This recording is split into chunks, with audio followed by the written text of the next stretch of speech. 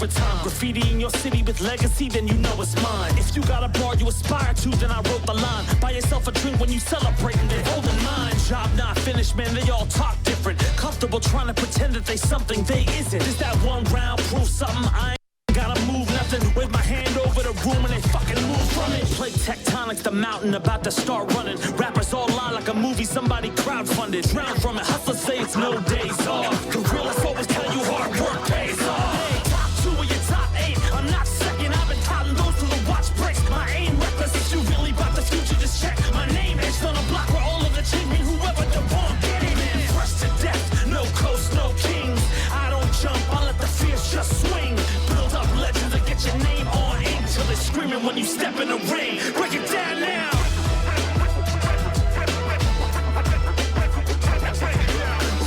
Run it, just the way I want it. I ain't gotta prove shit. I dance my 100.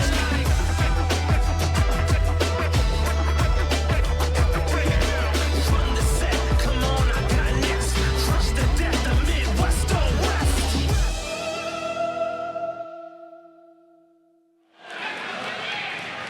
You can't escape from Cross and Fate, and we can't escape from combo breaking here at Combo Breaker 2023. Welcome to your BlazBlue Cross Tag Battle Top 8. What's up with Crackin? My name is Crackin Atkins. I'm so excited to be back here with my good friend. Introduce yourself. You need no introduction, but please do. Hi, everybody. I am Jaidlyn, and I am thrilled to be here in the year 2023 on a Sunday at Combo Breaker for Top 8 BBTAG. Could not be more thrilled. If you are just now joining us after that amazing Top 16, you missed some incredible matches. The lead up into this has been spectacular, and what we have for this Top 8 is nothing short of amazing. Absolutely. Pools, top 16, top 8. It's just been an absolute journey to get here. And this is what's so crazy to me. We were just in this area a couple months ago for Frosty Faustin's top 8 doing the commentary job. You see the top 8 layout right here. It's 7 different people that work within that Frosty Faustin's top 8. The only repeat is BePaw finding themselves into another top 8. Winner side going to be going up against Crescent. That's our first match that we have coming up. Chopsuey making their way out of the East, going to be challenging Hashimo, international representation from Japan here in that winner side. In the losers, we do have Yui, who was able to triumphantly qualify for the loser side top 8, going up against Cam, and then Nuclear Taco 2042 against Razzo. Razzo V Sharp is back and better than ever in BBTAG, bringing out that clutch Hakumen in the top 16, which was amazing to see. But we right now are getting into the winner's side of this with BePaw and Crescent. I mean, both of these players have been part of the community for a very long time. Great to see back out and competing live. It's been a while since they've been able to come out to different tournaments, and BePaw is here and excited and wants this so badly.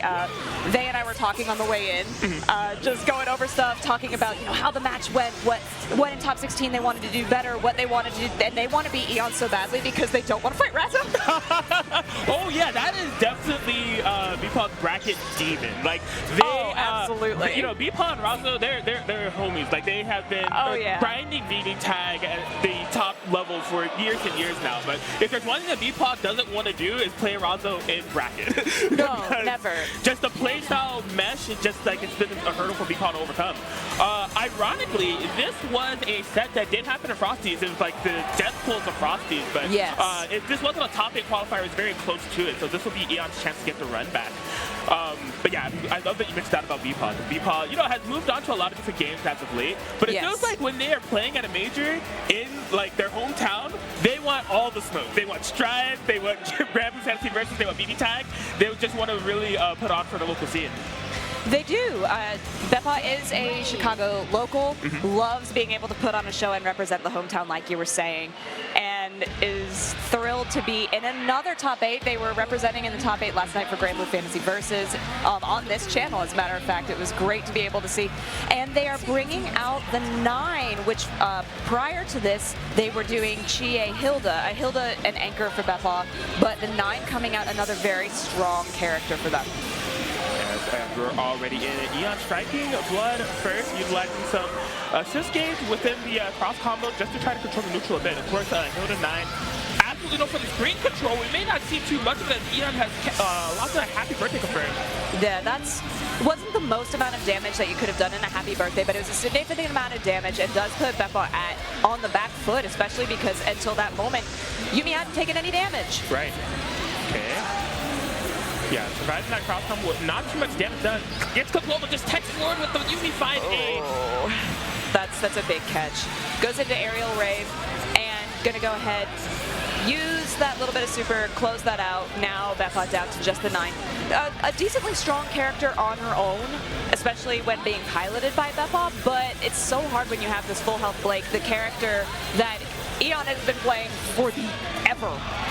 Yeah, it's safe to say that Eon is one of the leading Blake specialists, probably in the world at this point. You don't see this character really played in high-level BBTAG much at all lately. But 9 is someone that I would trust on my side getting started. But you see Eon trying to isolate this man as much as possible. Hits the air-to-air. Okay, gonna be able to get the confirm. Could not quite kill though. No, not quite. BePaw was able to tech out of it, unfortunately, in this cross-combo situation. Yikes. Oh, I thought that was going to go totally differently. Interesting with just that B there from BePaw. We get the DP as well. Now, jumping into the action. I was not expecting that. And Resonance is active as well, building up that bar really quickly. This is so rough. You can see the mental stamina from Eon kind of draining here. They're playing so much more offensive. They had the hit confirm in order to kill BePaw like 20 seconds ago. Dropped it, and now they're just running into everything. This is looking so much more doable for BePaw. It is. It's looking incredibly doable. 5 bars. Just spent 1 there. Okay, another 1. Doing a great job using that meter. And then, that came behind. That was a really good set. And now the Blake is gone. Eon down to Yumi. Yumi are probably one of the strongest solo characters in this game. And as soon as I said that, BePaw died. My bad, yo. It happens to the best of us. Yeah, you kind of see the treachery that can be 9 the Phantom solo. Like, you have to be really meticulous with the way that you approach her. She is so capable of fighting by herself because, she can build her own spell gauge, just throw out her level 1 spells with the ball in order to hold down the neutral. She has these long-reaching normals. She's so capable of, like, completely swinging games in her favor. BePaw almost able to do it, but Eon was able to grasp on to the victory there at the end. Well, something that's really important, especially against a Yumi when you're 9, is that with that 1 bar of spell gauge, you can put up that reflective mirror. And if Eon chooses to send out a bunch of snowbirds, you could potentially hit Yumi with your own projectile. That is something that BePaw needs to keep in mind. Right. But as we were talking and walking in here, BePaw said that usually something goes wrong and his mentality is thrown. And I really hope that that's not what just happened in this round and that they can get there, get everything back together, and jump straight back in. Yeah, you can see BePaw trying to make that eliminate here. That Yumi 4P just clipping right in the back of Hilda's shoulders. Okay. Oh, beautiful mobility there from Eon Crescent. Yes. Mobility is the key to Eon's team. Yes. But, 9 incredibly mobile herself with that teleport and was able to teleport out of damage. And then, again, Eon, the movement and the spacing is so clean right now. The confirms going to spend this meter here, get as much damage as physically possible. Can't close it out because they spent everything they had, though. Listen. Okay. BePaw going to be able to get the falling up here, looking for an opportunity to swing things back to favor JC for the throw bait.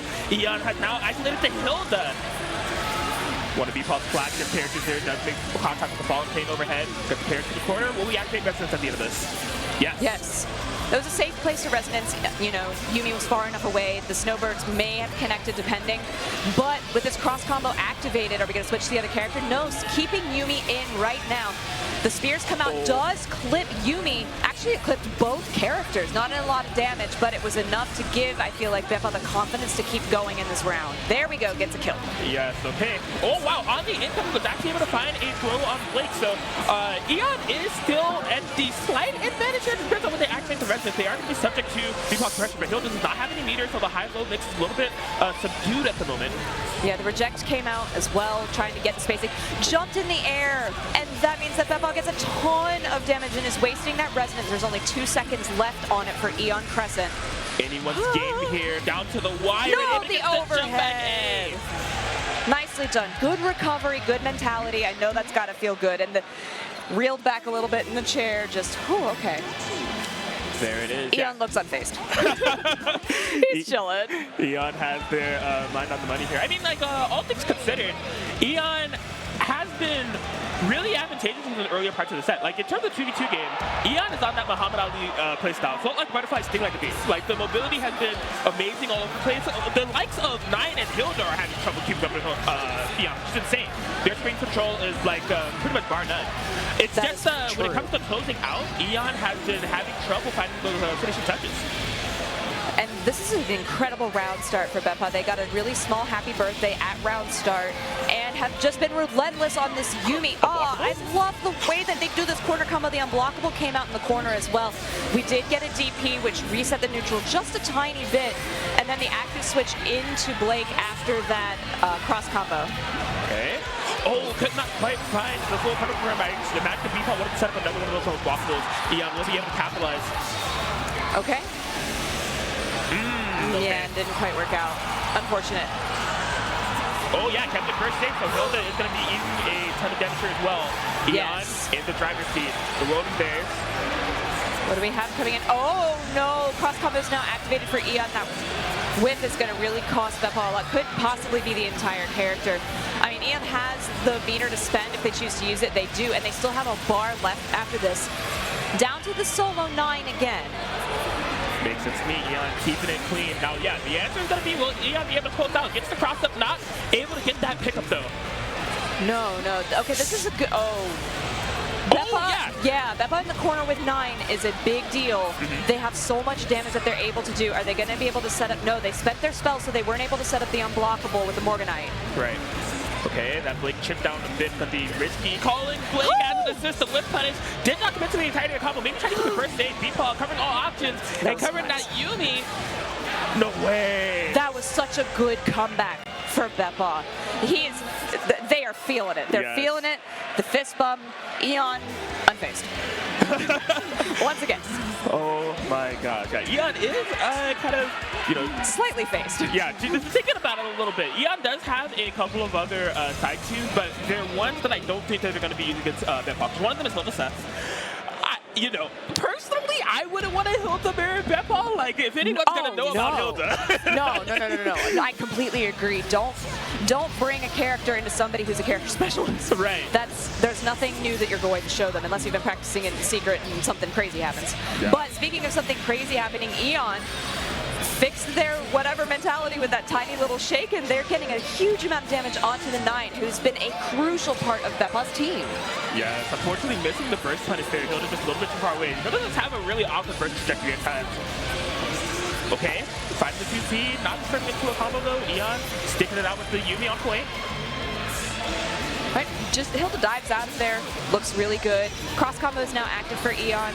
Wondering if they're going to switch to Blake at the end of it. Oh wow, I love that dive onto the Blake from Hilda. That's really nice. And then just so much damage onto Yumi. Scarlet is coming in as well, and then you're going to be able to pin Yumi to the wall. Oh my god, this is so much damage. You gotta be so careful if you're Eon right now. Yeah, they recognize the situation at hand, bring Blake in to save the day. Let Yumi rest a little bit. However, the carnage continues. The whip DP off in the distance that BePaw will take full advantage of.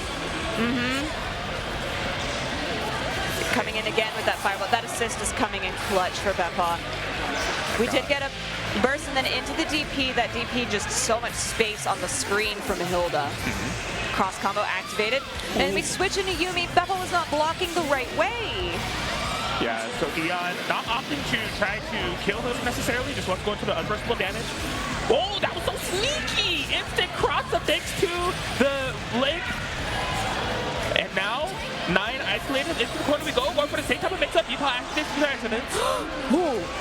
That was I really like using the DP in the shadow of that shadow clone from Blake, because that is going to give the damage that BePaw needs to close it out and move on into the winners finals. Oh my gosh, next level decision making there from BePaw. Took out of the shoes on reversal DP there from Eon, just an instant air teleport using those in-roll frames and all the tools that Nine's kit. BePaw is one of a kind, and I mean, they're in winners finals here for Combo Breaker. Yet again, it's such a treat watching them play. It is such a treat watching them get play. I mean, honestly, when I saw this top 16, I was so excited because, and I do want to talk about this, there are some really notable high-level players who are not here.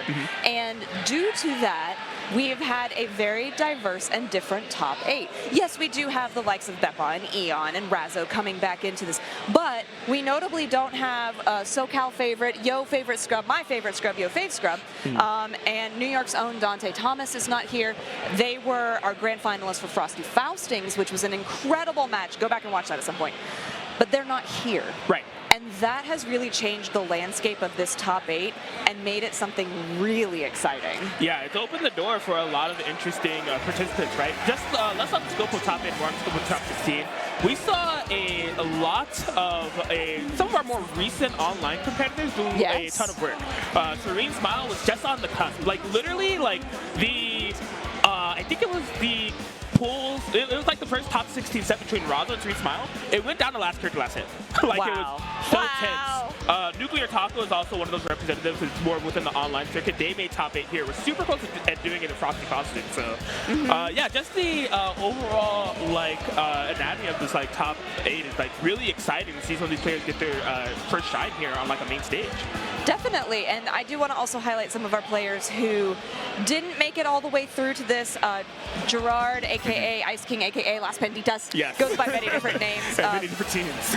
getting right in there with that Teddy Gordeau. So great to see them shine on stream. And also, you know, with the Hien, that was really exciting to get to see so much character diversity that we're getting here. And this game, we always say it, it's been on the same patch since November 2019. Right. With the exception of getting rollback netcode last April. Yeah. And that has given us the opportunity to really deep dive into every character and grow and expand. And we're seeing a lot of different characters emerging from this. Especially with Hashimo, the Weiss. I love it. I love it. Yes.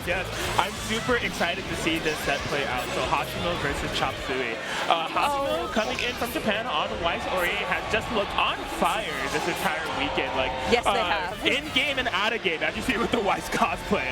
Their cosplays are so good. Yes. They are incredible. And actually, I was commenting earlier, I'm really jealous of how well they do their eye makeup. I'm not gonna lie. It's fantastic, but it can't be easy playing in that wig. I also have a Weiss cosplay. I have a wig like that. It's really heavy. So good for them to be able to do that and then just represent this character so well. So we are going to get Chopsuey on that Izayoi and Chie into Hashimo's Weiss and Orie. Yeah. So as I was noting earlier, like the net play era of gamers that was rising up during or even before rollback netcode, Chopsuey is actually kind of one of them. Like, they were at CEO top tier. I don't believe they were able to make a top 8, but they were part of that North America versus the World exhibition. I was able to show off Izuyuchi there. But this was great. That was a great exhibition. Yes, absolutely. But yeah, this is kind of like their really big breaking point in order to like break it through a major top 8 with this notable Izuyuchi comp. I've enjoyed watching this during the top 16 and the way that Chop is able to just sort of control the airspace with that Izoi zoning. And as soon as you think, okay, well, now I'm going to approach on the ground, Chie just like, yeah! Takes you out. The way that Chopsuey is able to control the space is very impressive, but Hashimo's ability to pilot Weiss, I think, is the whole story here. Yeah, it's crystal clean gameplay. You don't see Weiss play at this caliber with the land cancels and the overall execution and mindset unless you're watching a player like Hashimo. Okay. So here comes the zoning that I was talking about, controlling the space, actually controlling the ground space. Hashimo very aware, using that and just jumping over the projectiles, and activating cross combo as soon as they got on the other side of Izuyoi, and there's that crisp Weiss gameplay into the active switch to Orie. Right. Oh yeah, looking for a little bit of a shimmy. Chopsuey caught off guard there, got open the flow, bringing in the chain out. And so one thing that's kind of notable about Chopsuey's comp, right? We talked about the mobility and the way that they kind of slow things down with Izuyoi. Chie is there. This team doesn't have the most amount of synergies, and Izuyoi's damage is not always the highest, but Chie, that's a non-issue, right? So long you're able to get your power charge combos going, any hit up that Izuyoi can lead to death. Speaking of depth, though, Hashimo's directing down the Chie, and Chopsuey going to be forced to bring in their star character the easy way. Wow, just contesting the space is Hashimo with quick buttons and is able to catch there onto the Izayoi, carrying her all the way to the corner. Now, there's so much meter on Hashimo's side. If they're able to land one super, they could potentially kill a character. But we are going to get the Chie snapped in, and Chie is unfortunately not going to get any damage out and just dies. No meatballs for you today. Yeah, not quite. Oh my god, Chopsuey relentless. Recognizes that they need some comeback potential here within this Izayoi. Not quite safe on that jump. Hashimo did so much damage for like one touch. Right?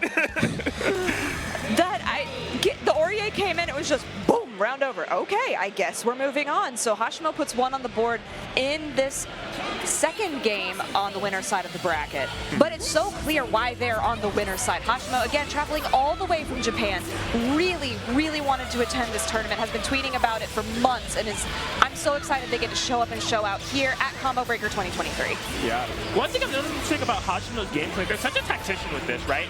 So we see it right there. Hashimo tends to take more to the skies with Weiss because that highly disjointed jump A button, you know, reaching out with the sword, clearing up so much more horizontal space. Both of these characters with Chopsuey want to be airborne. They've been able to find some nice air-to-ground conversions with that. Whereas Aurier doesn't have anything like that, so they're more prone to call more assists in the cover the ground game. It's really interesting that copy of play. Chopsuey is playing a lot more confidently this round, using cross combos very frequently, trying to trap Hashimo and just make confusing block situations. The first time it worked against the Aurier, the second time Hashimo figured it out, keeps Weiss in, now has activated the cross combo of their own and is putting Chopsuey's Izayoi into the corner once again. That grab was so sneaky. What visual confusion. That was so smart, right? Because Chopsuey, Aurier is in front of you. You're thinking maybe high, maybe low. What does Hashimo want to do here? Going for the unburstable kill confirm off the throw. So smart here from Hashimo. What a pickup too there. Immediate, unrelentless pressure from Hashimo. Yeah, and I mean, Chie is no strength in making comebacks like this, but Hashimo just has so much control. You see Chopsuey has activated some resonance, really not going to have a lot of time to use it as pretty much half the time the drain makes that confirm that Hashimo was able to find. That was really risky. And then the meteors did come down and caught Aurier.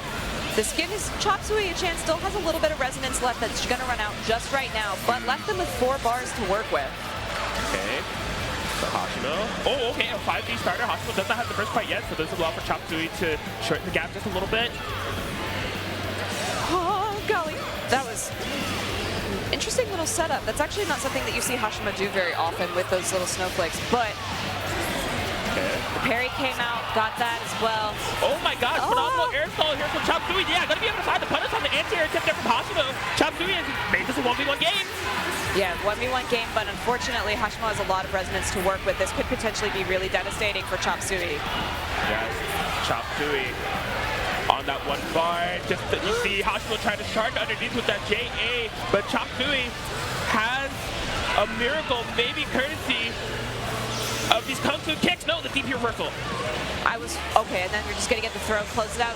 That was not as clean as the first game, but it ended up working out. I was wondering if, you know, when Chop was getting all of that stuff into the corner, after one of the knockdowns, if they were gonna be able to do a charge, you know, make sure if they could get some more power on Chie, but they have not seen that. In the top 16, we did see a power 3 charge. Chie come in, did 15K. Yes. It was ridiculous, but not gonna see that right now as we get into this third round where Hashimo is up 2 and looking pretty unstoppable. Yeah, there's just so many problems to solve here for Chopsuey, right? They have not been able to control that airspace at all. Oh my god, Hashimo, now we're seeing kind of like the tactician at play here. They have so many tricky setups courtesy of the assist kit. Fuzzies, high-lows, it's so dirty. It is. That DP though coming out from Chopsuey reverses the situation. Hashimo's Weiss is now taking a lot of damage. I would actually say that both of the characters that Hashimo plays are equally as powerful in their hands, but losing one of them in a 2v2 game is always devastating. And then we're going to get the cross raid to close it out. Yes. Okay, so now Hashimo on the solo Aurier. This is some of the most significant points of momentum that Chopsuey's been able to find in this set thus far. Oh, what an anti-DP there from Hashimo. So confident. Incredibly confident. That resonance activation saved Hashimo's behind. Right? Oh my goodness, they were going to take a ton of damage. Cross combo now active for Chopsuey, but the way that Hashimo moved on the other side and avoided all the meteors. Are you serious? That was the incredible. navigation from Hashimo's on another level. Okay, could not quite dodge the meteors this time around. The resonance is gone. A little bit of damage up Chopsuey. Cross combo is activated. Still going to hit Chie though. You're kidding. Oh my gosh, Hashimo just covering the ground so confidently. It's like Hashimo's playing like they still have two characters to work with. Like they're not behind. Not that DP not working out though. Oh, they reeled as much as I did in their seat. Good Yeah. lord. Okay, Chopsuey. Whoo, those eyes. Those eyes said everything. Yes. Just a, you know, Chopsuey has the mask on, but it had to be a sigh of relief underneath that mask, right? That just looked like sheesh. Yes. Yeah, Chopsuey trying to make the reverse sweep happen. Hashimo not letting it happen without a fight, right? Just sticking so strong with that Ori, stretching that round out as much as possible, making it super scary for Chopsuey to close out. But Chopsuey, once they're the job done, let's see if they can keep it going. All right. Big start here for Chopsuey. That's a lot of damage off of Hashimo's Weiss. Chopsuey has identified that Weiss is a problem, and I like that he's zoning and honing in on one character and just trying to eliminate them and make them a non-factor. Yeah, it's a powerful thing to do with the BBTAG. If there's one character that you want to have on your side in order to eliminate someone, it is definitely Chie Tatsunaka. The damage potential that is capable is so crazy. Chopsuey, it's almost like they're playing at 2x speed right now. Like it really is, and they're currently no damage. As soon as I said that, man, why am I the way that I am? But now taking damage from this Ori who's just absolutely bleeding. Yeah, it's locked down in the corner. Hashimo looking to swing things back to favor. Some of the risks around this. What a happy birthday. Oh, it dropped though. That's unfortunate for Chopsuey. Very fortunate for Hashimo, who's losing a lot of life and is going to lose the Weiss here right now with those projectiles. What a nice cross combo from Chop. Yeah, absolutely. Something I was going to say is like Hashimo spinning that cross combo in the corner and sort of trying to open up Chopsuey and not doing so was really bad. Because like if they lost the neutral interaction from the side checks after, they have the cross gauge, they just use cross combo. They end up getting opened up on the Weiss, and now trying to fight it the hard way with Ori, but Chopsuey is just really seeming to unlock something. Cross combo is now activated. Hashimo's resonance ended while being locked down by Izayoi, and that is going to make it as quick as Hashimo put 2 on the board, Chop put 2 back. Yes, a return to form here for Chopsuey. This is the type of Chopsuey gameplay I'm so used to seeing, right? Well, actually, it's a bit different. They are really, like you said, overwhelming Weiss because those Weiss J8 disjoints and the Weiss piloted plays from Hashimo had been threatening. So they just looking to execute as soon as possible, keep the momentum in their favor at all times, and really kind of nullify the neutral game. So can't escape from Crossing Fate. We are getting into our 5th game of this one. Cross combo immediately active. Hashimo does not want to lose Weiss the same way, so it's really nice to see that they've made that adjustment and they're not taking over half of Weiss's life in the first couple of seconds of the game. As a matter of fact, Izayoi is the one now losing a ton of life. Yeah, Hashimo turning it up on the offensive scale here. Chopsuey super locked down in this corner. Now, another thing about playing this way, you see Hashimo forcing a burst out, does not have any of the cross games available. Matters a little bit less since Chopsuey has been so many push blocks, right? So they don't have a ton of meter to catch out with if they find a hit like this. What a good high-low from Chop, too, and especially with the assist call coming in from Izayoi, just locking down everything right now. Okay, oh yeah, there we go. Hashimo fishing for those J8 disjoints time and time again. Chopsuey navigating through them pretty effortlessly at the moment. Hashimo stuck without the cross gauge. Here comes Izayoi. Yeah, it's a nice burst. It was able to just stop that relentless pressure from Hashimo. Coming back, just using the projectiles, trying again. This is so similar to the very first game that we saw with Hashimo jumping into the air, avoiding the projectiles from Izayoi, trying to find a way in, having to backdash when that isn't happening. And then now, Chopsuey comes in with the fly, but it's not in his favor. Hashimo is going to take the advantage, putting Izayoi into the corner. Oh my gosh, yeah, I was going to say Chopsuey is more comfortable going with that projectile-centric gameplay against Ori rather than Weiss because Ori doesn't have that horizontal disjointing J8, but Hashimo's still able to make it happen. The reversal, Izayoi goes down. That's massive. And then immediate DP. We get the parry after with the DP from Chie, but it was on the assist character. Oh my gosh, is Hashimo going to be able to confirm a kill off this? We're headed into the super. Ended off with Weiss Hall in the Weiss cosplay. You can see how excited they are. They have done it. Japan carries on as Hashimo seals the 3-2 victory over Chopsuey. Oh, look how excited excited they are. Representing their character, like I said, all the way from Japan. They have been talking about this, I want to say, since CEO Taku coming here to compete, to show the best of the best that they're also pretty darn good. Yes, absolutely. Hashimo is just such a treat. Like, I've been able to spend some time with him this weekend, a little bit of time at CEO Taku as well. And it's just someone that is just like really passionate about the game, really passionate about the scene, loves what they do, puts their heart and soul into it. And it's just really a pleasure to have them over here in Illinois here with us for Combo Breaker. Just, you know, doing the thing. They are in winners finals, and I can't wait to see what they do next. What they do next is going to be facing against BePaw. Oh my gosh. I mean, hold on for that one, because that's going to be an insane match, and I cannot wait to see how that is going to fall out. I think the gameplay and the outplay and really the set play is going to be incredible. But before we get to that, we are going to go down into the loser side of this bracket where we see Yui versus Cam. Yui, always a pleasure to watch. Sometimes when I play BBTAG, she comes into my stream and whomps me and then leaves, and it's great. I love it. It's such a... This community is such a pleasure because we've all been together for so long and we've gotten to know each other really well that you see BBTAG, you go there, you fight people, and the community is so tight-knit. So if you're at home and you are one of our community members, actually, if you're here watching, you are now part of the community. Congratulations, you have been inaugurated. Yeah. Thank you for watching. Thank you for supporting BBTAG for all of these years, because I know Crackin and I love it, and we love bringing this to you, and we love showcasing all of the action that we've had here as it culminates here at Combo Breaker 2023. Couldn't have said it better myself, Jaidlyn. It's just like, you know, I really love seeing representation of BlazBlue all around. I mean, BlazBlue cross tag battle, even BlazBlue Central Fiction, both being main games here at Combo Breaker. Yes. And, you know, my mantra lately has been hashtag long live BlazBlue, because I just want to see this game just continue to grow, continue to develop, and just continue to showcase the passionate players of the BlazBlue scene. And we are a passionate group, that is for sure. But as we get into this, I'm double checking to make sure this is not a button check. This is definitely a button check. I was going to say, Yumi Katsuki is super legit. That damage output and damage potential with that combo is disgusting. It is. I cannot allow Yui to hear you say the voice clip of saying Yumi Akatsuki is legit. We have an inside joke about this team, and I need to make sure that Yui does not discover this footage. But it is... Yui, discover the footage! Discover the footage! It is in all fairness something that Yui has been threatening to bring out. Threaten, Yui! Threaten! I need to see this! Oh boy. Cam, though, on the other end, if I'm not well, no, they were Frosty Faustings, again, someone that was really close in order to make that top 8 appearance. Maybe not someone that you have seen within the offline dimension that's been making some recent waves within online tournaments. Yumi Seth, so studious this player is. Let me tell you, so I'm actually rooming with Cam.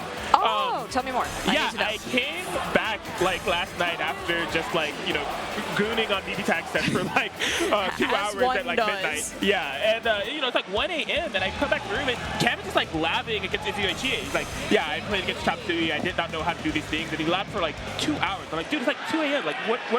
But like, that's just the type of player they are. They're so studious. They're always laughing, trying to come up with new confirms, new punishes, new openings, and I think that's what's allowed them to make such great strides in their play in such a little amount of time.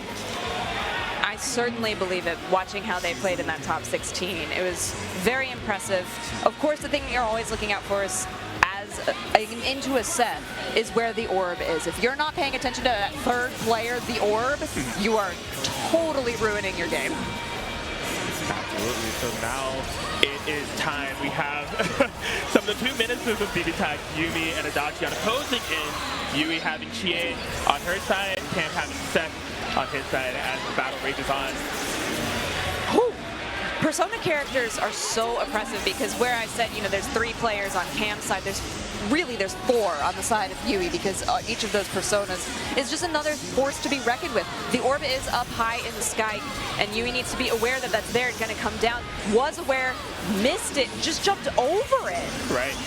Yui playing a very the floor is lava type of playstyle, and I think that's one thing that does give Cam some trouble. That was one thing notable about the sets that they have with Chopsuey. It's like, although Cam has amazing ground coverage on the team, the orbs also serve as a little bit of air coverage. If you're able to air stall and like not touch the ground, Cam has had trouble figuring out a way to stop you from floating. Okay. We got cross combo activated, all of those Zeos coming out from Adachi, but Yui just slid out of there like it was no problem. Now trapping Adachi into the corner, cross combo activated on their behalf. And then the active switch, did you see there was a Seth? There's Yumi. Now Seth is active once again, going to go into that super. That is a lot of damage. I don't know if they want to, okay, they do want to kill. They're going to spend the rest of the meter. Did get down with for a 15,000 gambo. And this is what I'm talking about with a player like Cam, right? So studious. They have these confirms on deck. They probably practiced it like 2 hours a day. Just so impressive on what they're able to pull off with this team, push it to the limit.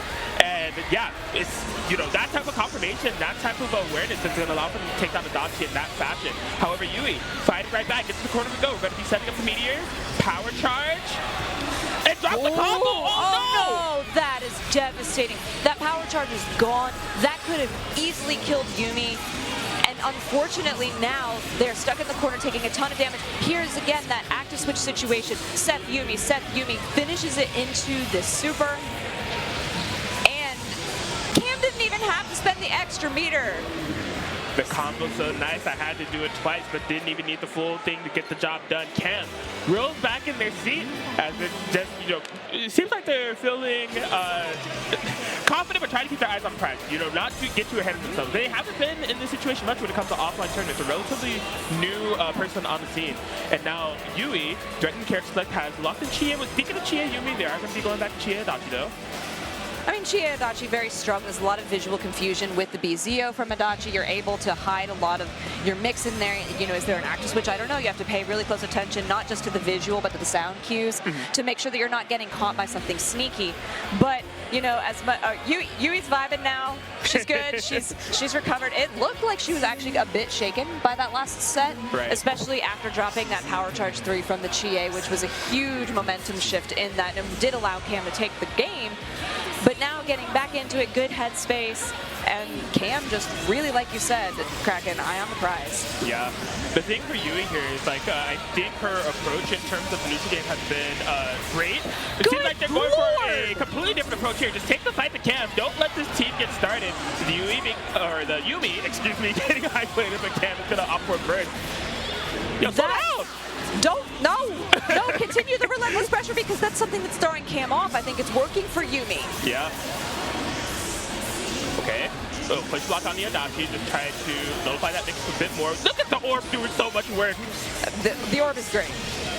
I don't like fighting against it, but I will not deny its usefulness. There it is, that visual confusion from the BZO, the active switch into Adachi was able to come in, close in onto Cam's Yumi, dead. Yup, solo set. Okay, resonance activation, but Yui will be able to continue to pressure tonight. And then we get the active switch into Chie. The reject does come out and did hit Chie, but Adachi now switched in after the BZO once again. The orb is out, and like you said, floor is lava. You can't get hit if you're never on the ground. Right. Okay, so Cam's resonance utilized. Yui, I mean, being on the end of fighting Chie in a 1v2 is so terrifying because there's so many different ways that this character can close out. Right now, Yui is going to be able to find those hits that she needs in order to get the 1-1. It was a good finish. It ended up going really well for Yui. I do like the aggression. The hesitation and almost respectfulness that we saw in the first game did not work for Yui. Yui needs to be in there, needs to be powerful, needs to assert. And Cam did really look a bit shaken by that sort of game's play because they just didn't have a chance to get anything started. A lot about what Seth is good at is setting up the orbs, making sure that the space is unnavigable, and they did not get that opportunity. Yeah, valid. You know, the more that you keep setting blocks done and pressure, the less you have to worry about orbs. Oh, pretty massive started from Yui. It's very understandable Cam burst as early as he did. I mean, I don't. Yumi took 90% of her health in the first 5 seconds of the last game. I would try to get rid of Yui as well. For real, for real. Okay, 4P. Yeah, Yui, just constant decision making, constant things being thrown out on the screen for Cam to have to deal with. What a block on the action switch, or crack. That was incredible. Okay, push block comes out once again. Yui trying her best to work their way back in, and there it was. Chie from the skies is coming all the way over, and then trying to get this situation, get the active switch into Adachi. Oh my god, yeah, the full 5P there from Chie making contact, was actually able to combo with the BZO, and look at this pickup on the burst punish. Yui not opting to spin any bar. I feel like she could have from the kill there. I feel like that as well, but clearly Yui knows what she's doing because Seth is now off the table. Yes. Having to worry about the Oh my gosh. Cam decided to use the DP, only hit Adachi. Chie was in the skies, was able to get those meteors, and then dropped them. Yes, Yui is feeling it right now, up 2 games, and just this overall momentum shift, as you said. Right. The aggression, the constant showing of options here from Yui, whether it be assists, Zeos, Chie 5P, it's overwhelming Cam. And so they're going back to characters like, I don't imagine that they're switching teams. They're just trying to, mentally stabilize, find their center and just reclaim what they had in that game 1, or really anything at this point. So as Cam's roommate, does Cam have any other teams? I don't think so. Like, it's just been Yumi set that they've been focused on, to my knowledge, so yeah. Well, this is it. This is losers. You ride or die on this decision. But, I mean, honestly, Cam has been playing very strong. It's just that Yui, no stranger to this situation, and she's able to adapt very quickly and is really good at being overwhelming in these situations. Yeah, Cam's team is capable. It's just going to come down to Cam within their playstyle, and that the players going to be capable in order to make this comeback. Yui, yeah, keeping up that constant pressure playstyle. The orb does make contact with Cam, get a full confirm. Running under, I think that's so smart. Yeah, this void situation entirely. Yeah, the meteors did come out briefly. Seth caught Adachi. Did a little bit of damage. Oh, man. So went for that. Whoa. Okay. So there was a little bit of that DP parry situation. It didn't work out. Cam could have gotten a lot more damage, but unfortunately did not. And now Yui has taken control of the situation once again. And that, wow. Oh, my goodness. That time it does work out for Yui. Everyone is panicking here. The nerves are high, but it is Cam Yumi that's going to be going down. Jeez, that drop DP punish has to sting for Cam, but they need to stay focused. Seth is capable. Cam's Seth is capable. It's just a matter of nerves, keeping things under control. But the only one in control right now is Yui. Yui is in so much control. The resonance definitely saved Cam in that moment. The orb is set up in the back. Good blocking. Cross combo active for Yui, though. Jeez, speeding across the ground, Seth at the speed of sound, trying to get through this Adachi Chie wall of options. The orb, I still have a 2v2 game to play if you allow me to, but Yui not showing any signs of letting up. Weren't able to activate cross combo because there was no partner meter there, but Adachi, so relentless. It's painful to watch for Cam. Getting stabbed multiple times.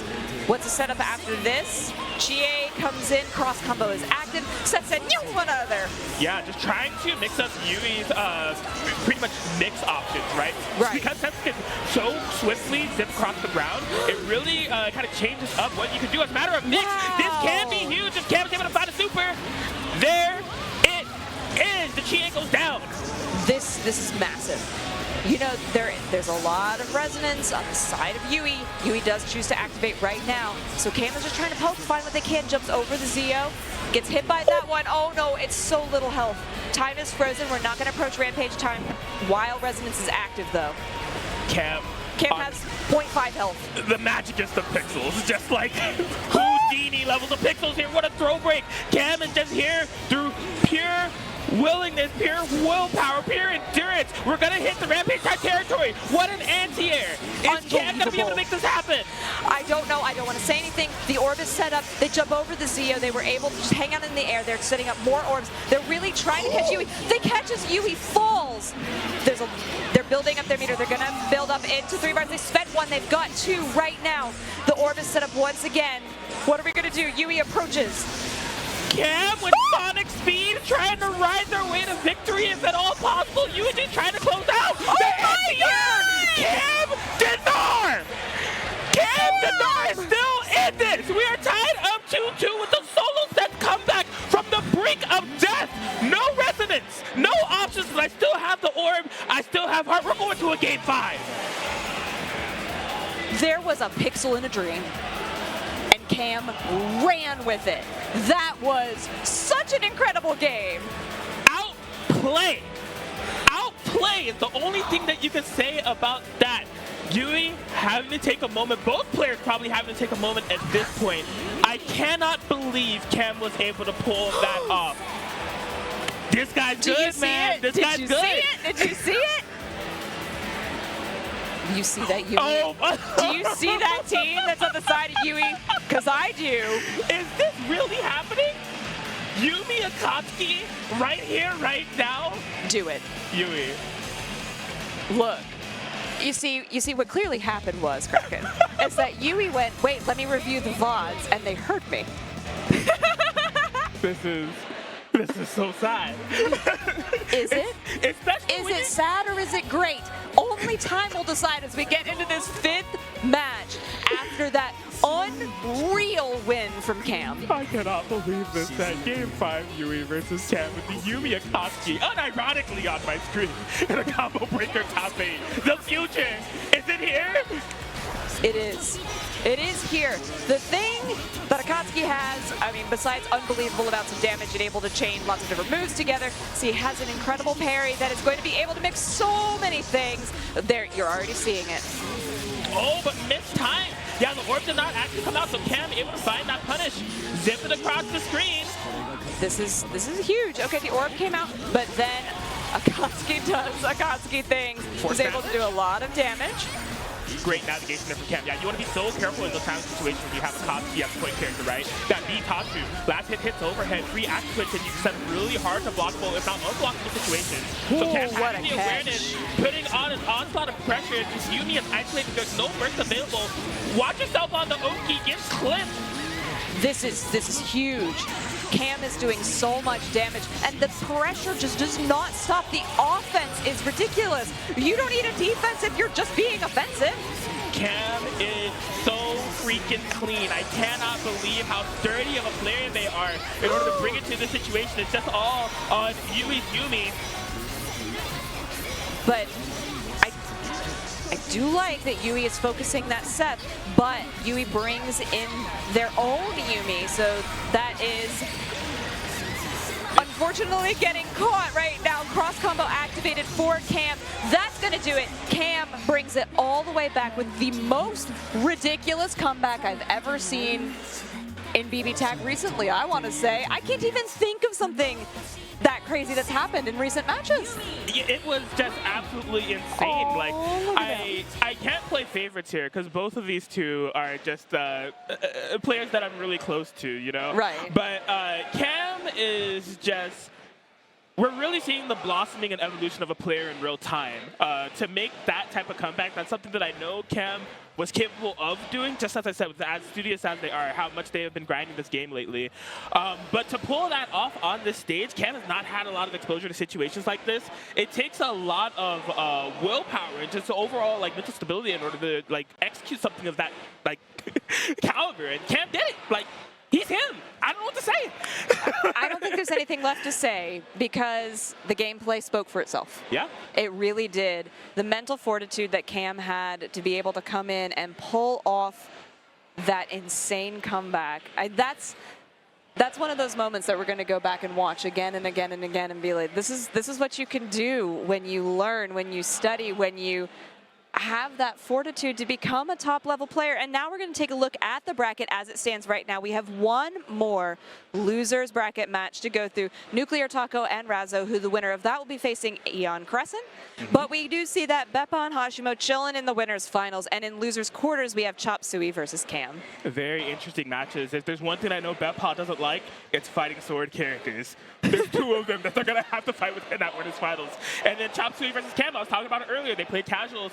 Cam has been doing some very studious labbing, trying to figure out some solutions. They're pretty much be put to the test to see if they were able to come up with any solutions to that Chopsuey placed out Eon Crescent, waiting within that loose quarters for the Nuclear Taco versus Razzo match, which should be coming up right now. I'm really interested to see how this one goes. I don't know how much experience these two have against each other, or at least recently, because Nuclear Taco has entered a lot of DonCon Big 8 tournaments. Shout out to DonCon one time. Yes, I see you, hater. absolutely. DonCon, one of the people, a key member of this community who has continued the lifespan of BBTAG over and over and over again with the Big 8, you know, Astral Rules, all sorts of really exciting things that have been able to continue the lifespan of this game and allowing people to have competitive experience in a really fun environment. Yes, absolutely. Couldn't satisfy myself, but like Nuclear Taco and Razzo have probably been in some of those same brackets because Razzo used to be in those tournaments in their heyday as well, right? But Nuclear Taco, more recently, I would say within like the past year and a half or so, has really made some changes within their playstyle. They're a very offensive and headstrong player. Right. And, you know, they would typically find themselves in situations where they would burn out. You know, they would just go a little bit too aggressive in some instances, a little bit too crazy. They've been able to find a little bit of ebb and flow to their gameplay to find opportunities to slow down or to just, you know, snowball the way to victory in a little bit of a different style. So I don't know how much these two have played recently. The Nuclear Taco of the past, not the Nuclear Taco of the present. But Razzo making their return to BBTAG main stage gameplay here in this top 8. You know, a lot of people do know Razzo for their incredible Leo gameplay in Guilty Gear Strive, but many people, if you haven't been following Razzo's path, BBTAG was a place where they had experienced an unbelievable amount of success. She is just a menace in this game. And as we saw earlier in top 16, both with this team and with the Hakumen Merkaba. Yes, this team, so this Carmine Yang, you see that right there, right? That's an unblockable setup. So, good luck! Carmine 16 with the Yang command throw at the same time. Some characters have some specific interactions in order to escape it. Some of them, you just gotta cope. Right there, Yosuke going down. I think we're gonna set up shotgun again. Residence is an escape option though. You didn't use it! But why? You have to get out of there! No, use the tools that you have at your disposal, please! There's no tools. You're out of tools because you died. Yeah, oh my god. So it's probably some situational awareness that Nuclear Taco doesn't have in place. Because as strong as this Carmine Yang team is, Mika Carmine is also like under the same umbrella tree that can set up that similar type of blockable setup. It's not played a lot. And a lot of the people that did play it aren't really active. Razzo being one of them, Tempest also being another one. So we do have the switch into Akatsuki, replacing Adachi. Yosuke staying as that character that's going to be the similar one and just, you know, the anchor of that team. But Nuclear Taco got approximately 0 things going on in that previous game. So this time, at least, there's some damage. Razzo's experiencing a little bit of pressure. We tech that throw. Really well done. Carmine comes in with a burst. Okay. Oh, able to get the J air to air. And so what's also funny about this match is that, like, I know that Razzo, not a big fan of Akatsuki. So I don't disagree. Yeah, I gotta imagine they're gonna be wanting to close out this character as soon as possible. Get some life back on the side of Carmine. Yeah, that was a significant amount of life. It's always surprising how much life Carmine is able to get back. Oh, and parries that. That was really smart use of the parry from Nuclear Taco. No, she still has arm. That was quite the BBTAG interaction. Indeed, certified BBTAG moment right here, Combo Breaker 2023. But the thing is, Akatsuki is pretty close to dead, not regaining any of that life back yet. But Yosuke does come in, does a little bit of damage. Razzo, trying to challenge the airspacer on the wrong side. GP's again was really lucky that Yosuke wasn't close enough to challenge. Nuclear Taco playing with so much fire here. Being able to get a couple of bites out of Razzo in terms of counterplay, but just can't rack up any significant damage. So many combo drops. It's going to be able to find this one. Will Razzo spin the burst? I'm not sure. They may feel more comfortable with Carmine, so might let this go. This will just barely not be enough to kill. Yang Simplets going to be activated. Yes. Rules are made to be broken. Okay.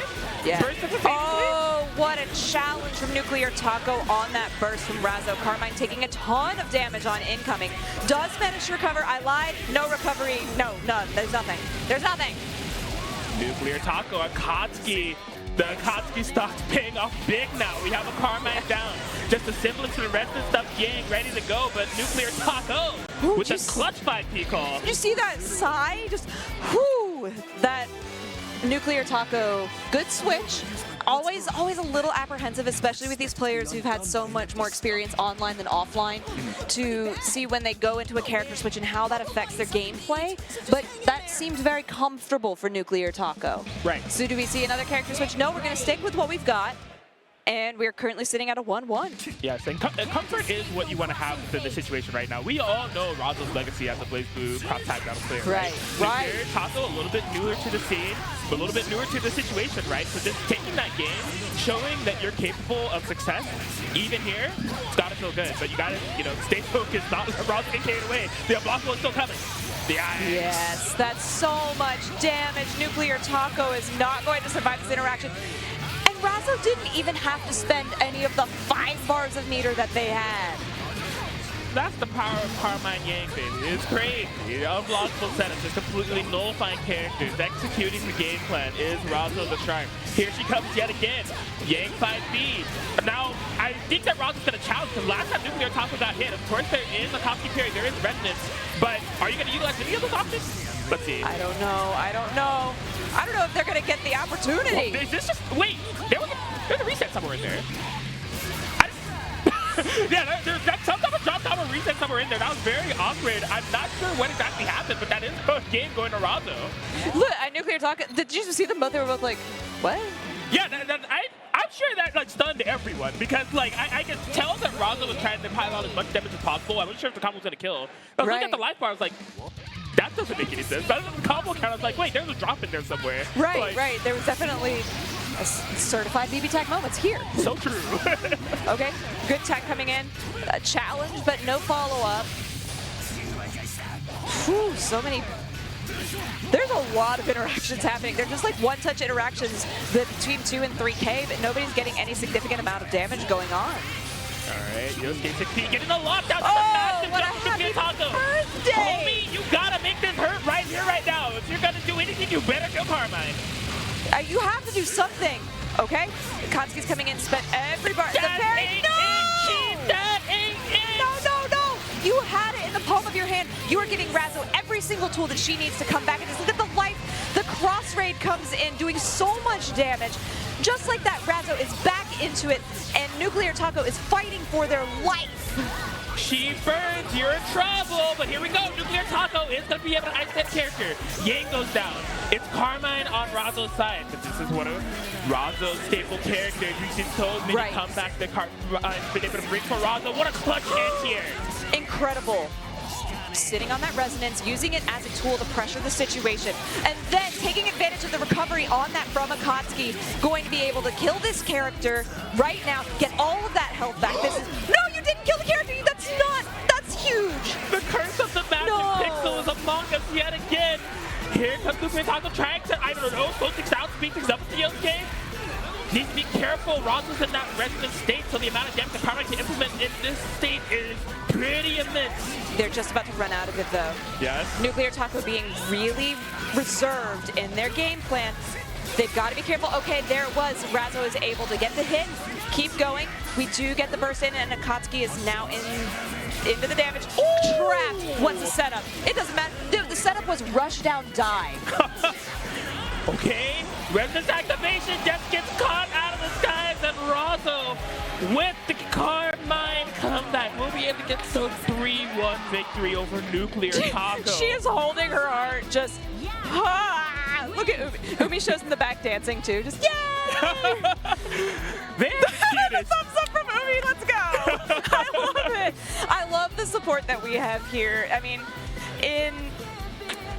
within not only just the BBTAG community, but the FGC in general, it's an incredibly supportive community, and we are happy to be able to share all of that with you, both live and at home. Thank you very much for joining us thus far. We're going to go to a quick ad break, but don't go anywhere. More of this incredible Top 8 BBTAG action at Combo Breaker 2023 is coming up right after this. Hey everybody, and welcome back to BBTAG Top 8 here at Combo Breaker 2023. I am Jaidlyn. I am joined by my wonderful friend, Crackin Atkins. We are here, approximately 60 competitors being whittled down to a top 6. And it's just been amazing matches that we've had thus far within this top 8. I can't wait to see what's cooking for the rest of this tournament. It's just been insane. It really has. And there it is, the big Willie Cam! Willie. He's been a bus baby. He's been smooshing around during this tournament, and it has been a wonderful thing to be able to watch. If you don't know the legend of Willie, now you are aware. Look at that beautiful, majestic creature gracing our presence right now. Making me miss my old pets looking at that big Willie Cam. Hope you all didn't miss us too much. I mean, we're back. Thank you for staying patient with us on the break. But just as a recap of what we have going on, BePaw and Hashimo in that winners finals, Chopsuey and Cam in losers quarters, and Eon, Crackin, and Razzo in losers quarters as well as we make our way through the top 6. Right, and so we are going to go start this in the loser side of this bracket. We are going to be starting with Chop versus Cam. They're sitting there. They're ready. I love like the camera looking at them, and they're just like, okay, I'm gonna go play this game now, which is actually really nice. They both look calm. They don't have a nervous energy about them. It's good to be able to maintain that mentality when you are getting into the later parts of this bracket. It is, you know, we're down to 6 already. Yeah, and I'm glad you said that, because it's like, it's good that they're keeping calm, especially when you consider the ways that they found themselves in the spot, right? Chopsuey coming off of a crazy fire set against Hashimo, who was able to just implement so much amazing counterplay, hold on strong to get 3-2 victories and Chopsuey down to losers. Chopsuey ready to execute the mission here in losers. Cam coming off one of the craziest BBTAG comebacks we've ever seen against Yui. Also coming up narrowly in the 3-2 victory over Yui. So these two, you know, pressure is high, heart rate is probably high around like 10 minutes ago, but they are cool, calm, collected, ready to go for the lose quarter set. Also, I love that the Jubei theme is in the background right now. I love this theme. It's so good. Yes. But Chopsuey opening it up. What's really interesting about this is that Cam really enjoys spending a lot of time in the air as that set up the orbs. Chopsuey, as we highlighted earlier, great at locking down the air. How is that going to, you know, potentially kneecap Cam? Yeah, I mean, this is what Cam has been trying to solve for like the past 12 hours when they played Chopsuey yesterday. So like having access to that orb style of gameplay a bit tough when Chopsuey can match you in the air, throw down those fireballs and reign supreme, and you don't want to be stuck there for too long, so you can teleport behind you in front of you, set up a high-low mix, and that's what seems to give Cam a little bit of trouble. So as I said, they have been attempting to find options. We'll see if they have the answers. Right now though, Chopsuey looks extremely dominant. Very, very dominant gameplay. I love that you use that word, because that's what it seems like. Even when, just right then, Cam got a tiny foothold in, and Chopsuey's just like, nah, my game. See ya. There's definitely a level of confidence that Chopsuey has in the understanding that they played yesterday. I feel like Chopsuey has this figured out. And I really would love to see some active adjustments from Cam to be able to challenge that. Like you said, they came back and they labbed this for hours. And right now, unfortunately, I'm not seeing things working for them. It's rough. It's rough. You know, the other thing about Chopsuey is like, it's a one-of-a-kind team. It might be a one-for-one team. I don't. First of all, there's not that many EZO players. Second of all, this is not a common EZO team. Like, I don't think anyone else plays EZO Chie, and if they do, they're not going to play it quite like Chop. So if you don't have the matchup experience, trying to figure things out, especially on the fly in a clutch, you know, game type scenario, it's a tough, tall order to kind of overcome. And yeah, Cam's gonna have to continue to look for answers. Chop strikes blood first, looking absolutely in the comfort zone. Which is interesting, because there was a moment right as we switched back to player cam where Chop like shook his head as if it was not satisfactory gameplay. So I don't know, did you want a perfect the guy? It looked real good, Chop. It did. We switched sides almost immediately. Look at the way every time Cam jumps a set, Chopsuey jumps higher. Right. They are really trying to assert that airspace dominance and say, you can't live here. You're not going to have that setup that you want. Absolutely. And okay, forcing a sandwich situation, not popping the cross combo in order to implement any mix. So Chopsuey escapes out of the corner for free. I'm getting back into the sky and doing what I do best, making it hell for you to navigate. And that's the other thing, multifaceted with those fireballs, sniping the ground, risking a call assist, also picking these perfect angles in order to like dissipate the set orb. This is incredible. Honestly, I've not seen a game like this where they just refuse to stay on the ground. Right. But I love what they're doing. Cam is trying to adjust. They're trying to get something started. But again, like you called out, Crackin, Chopsuey is eliminating the orbs as soon as they come out. Here is our first significant hit of damage. And we've gone for almost 60 in-game seconds before that happened. Here's like the thing with like Cam's team. Seth Yumi, immensely strong. But like when it comes to this type of playstyle that Chopsuey is implementing, Cam does doesn't really have anything in either assist kit that is a direct counterplay to Izio floating in the sky. That is such a good observation, and I'm so glad that you pointed that out because we're seeing that here. Right. Unfortunately, we're not seeing it much anymore because Seth died. Yeah.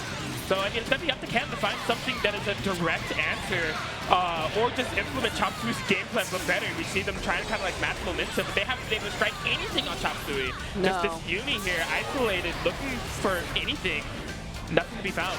No, the resonance lasting for a pretty good amount of time, but Chopsuey's doing so well at, you know, keeping that. They basically, Cam got nothing off of that resonance, which is a huge setback for Cam. Izuyoi full health coming in now. Chie is very healthy as well. Cam has no recoverable health to speak of. Yeah, you see, I mean, we've seen Cam pull off clutch comebacks in the past. This one, though, would be on another level, just given so many roadblocks that Cam's been running into within this match. And look at Chopsuey, just phenomenally using this Izuyoi movement to just navigate around these snowbirds. Cam is locked down. We are in rampage type territory. Any hit that Chopsuey is able to find here could be fatal. There's one of them, not quite time to pick up, but we're 60 seconds on the clock. Are we seeing a BBTAG time out? I was just wondering that myself. This gameplay has slowed down a ton. Okay, Chop does manage to close it out, but that was a very, very long game of tag. Typically, I would say on average, a game of BBTAG will end between 120 and 140 seconds. It's typically a very fast game. Right. Notably, you know, it was run as a 2 out of 3 game very early on in its lifespan. We now do 3 out of 5. Yes. But to see it get down to 50 seconds is incredibly rare. Yes, mentally taxing is what I would say is that type of BBTAG round would do to a player. And if you're in camp position, you're 2 games down, you're just coming off of a round like that, and you still don't have the answer. Not only that, let's say, for instance, Cam is able to make a little bit of a breakthrough and put Chopsuey under pressure. Chopsuey's been able to win this set so far just a pure neutral game. They haven't even gotten like their high, low, and left-right game plan started yet when it comes to pressure. There's so many layers of the game plan that hasn't been exposed to Cam yet. I really like that Cam waited out that DP parry from Chie, though. Was able to get some damage. Honestly, this is the most that Cam has done in this set so far. And as no, we're back to that neutral. I love that you pointed out the neutral from Chop, though. It's so clean. The decision-making is so precise and calculated. Yeah, beautiful defensive sequence there from Cam on the cross combo mix. Has this rare life lead here within this set. Charged and tried a little bit of answers, you know, predicting where Izuyoi is going to land and meeting her with fans to the face. Okay. This is very even. Yeah, maybe the answer loves putting out more Yumi-centric gameplay, right? She has those snowbirds that can cover the ground diagonally or horizontally, covering the space where Izuyoi may choose to fly. This could be the answer that Cam was looking for all along, but is it too little too late? That is a fantastic question. We did get the DP coming out. It kept Izuyoi in the corner, but Izuyoi, the moveset innately allows her to escape those kinds of situations. And now, maybe, okay, we did get the burst coming in, and just an instant punish onto Yumi. Not dead, but hurting. Is Cam getting the opportunity to switch her out? Yes. There's a lot of health to come back. Yeah, absolutely. So the Yumi is going to be recovering off into this here. Cam bringing back in the set. You can see that what they're trying to do is just slow things back down, let Yumi heal. Chopsuey, I want all the problems. Give me the problems. Oh my God, the orb in the back, I didn't even know it was there. You know what? I don't think Chopsuey did either because they're about to die to it. Cross combo is now activated from Cam, and then trying DP but caught. This is a good mentality and a good place for Cam to be in. Yes, Cam putting it together. Oh, GA2A, why you like this? I don't know. Some questions should be unanswered. Oh boy, okay, Cam looking to stabilize here. It'll be close if they were built forward, but not quite. They're not confirming the 82 first. Next hit can't do it for Cam. Smartly just running away. Get back here. She said, Dragon Kick! Came all the way back for him. Cam was doing so well. Don't lose the mental stack now.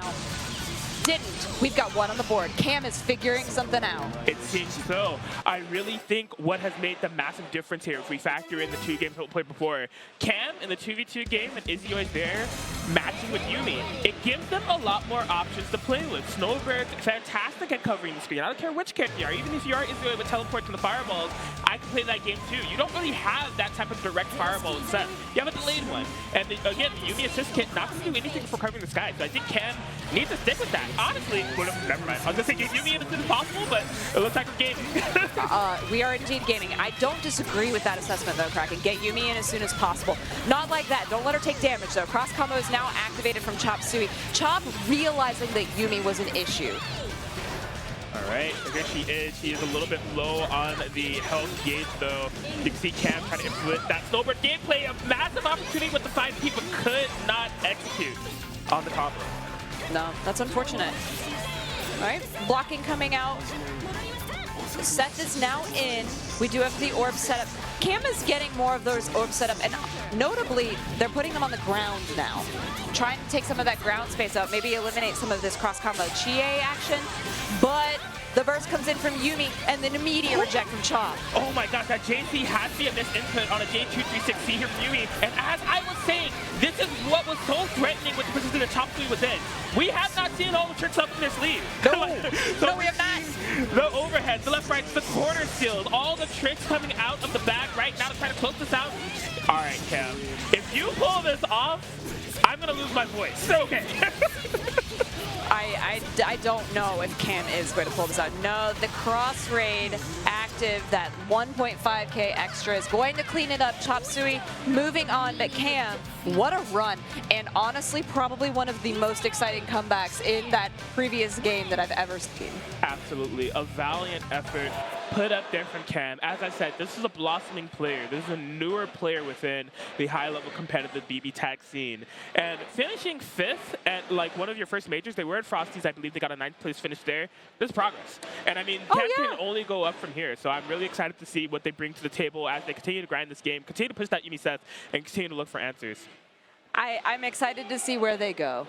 I think that's some of the neat things about having a community that continues to support this game in multiple different ways, both online and offline, is that you do have opportunities to grow and to keep making yourself better. And that's just something that's awesome about this and other fighting games as well. But we're here in, I keep saying it, in 2023 on a Sunday at Combo Breaker doing BBTAG Top 8. It's a Who would have thought?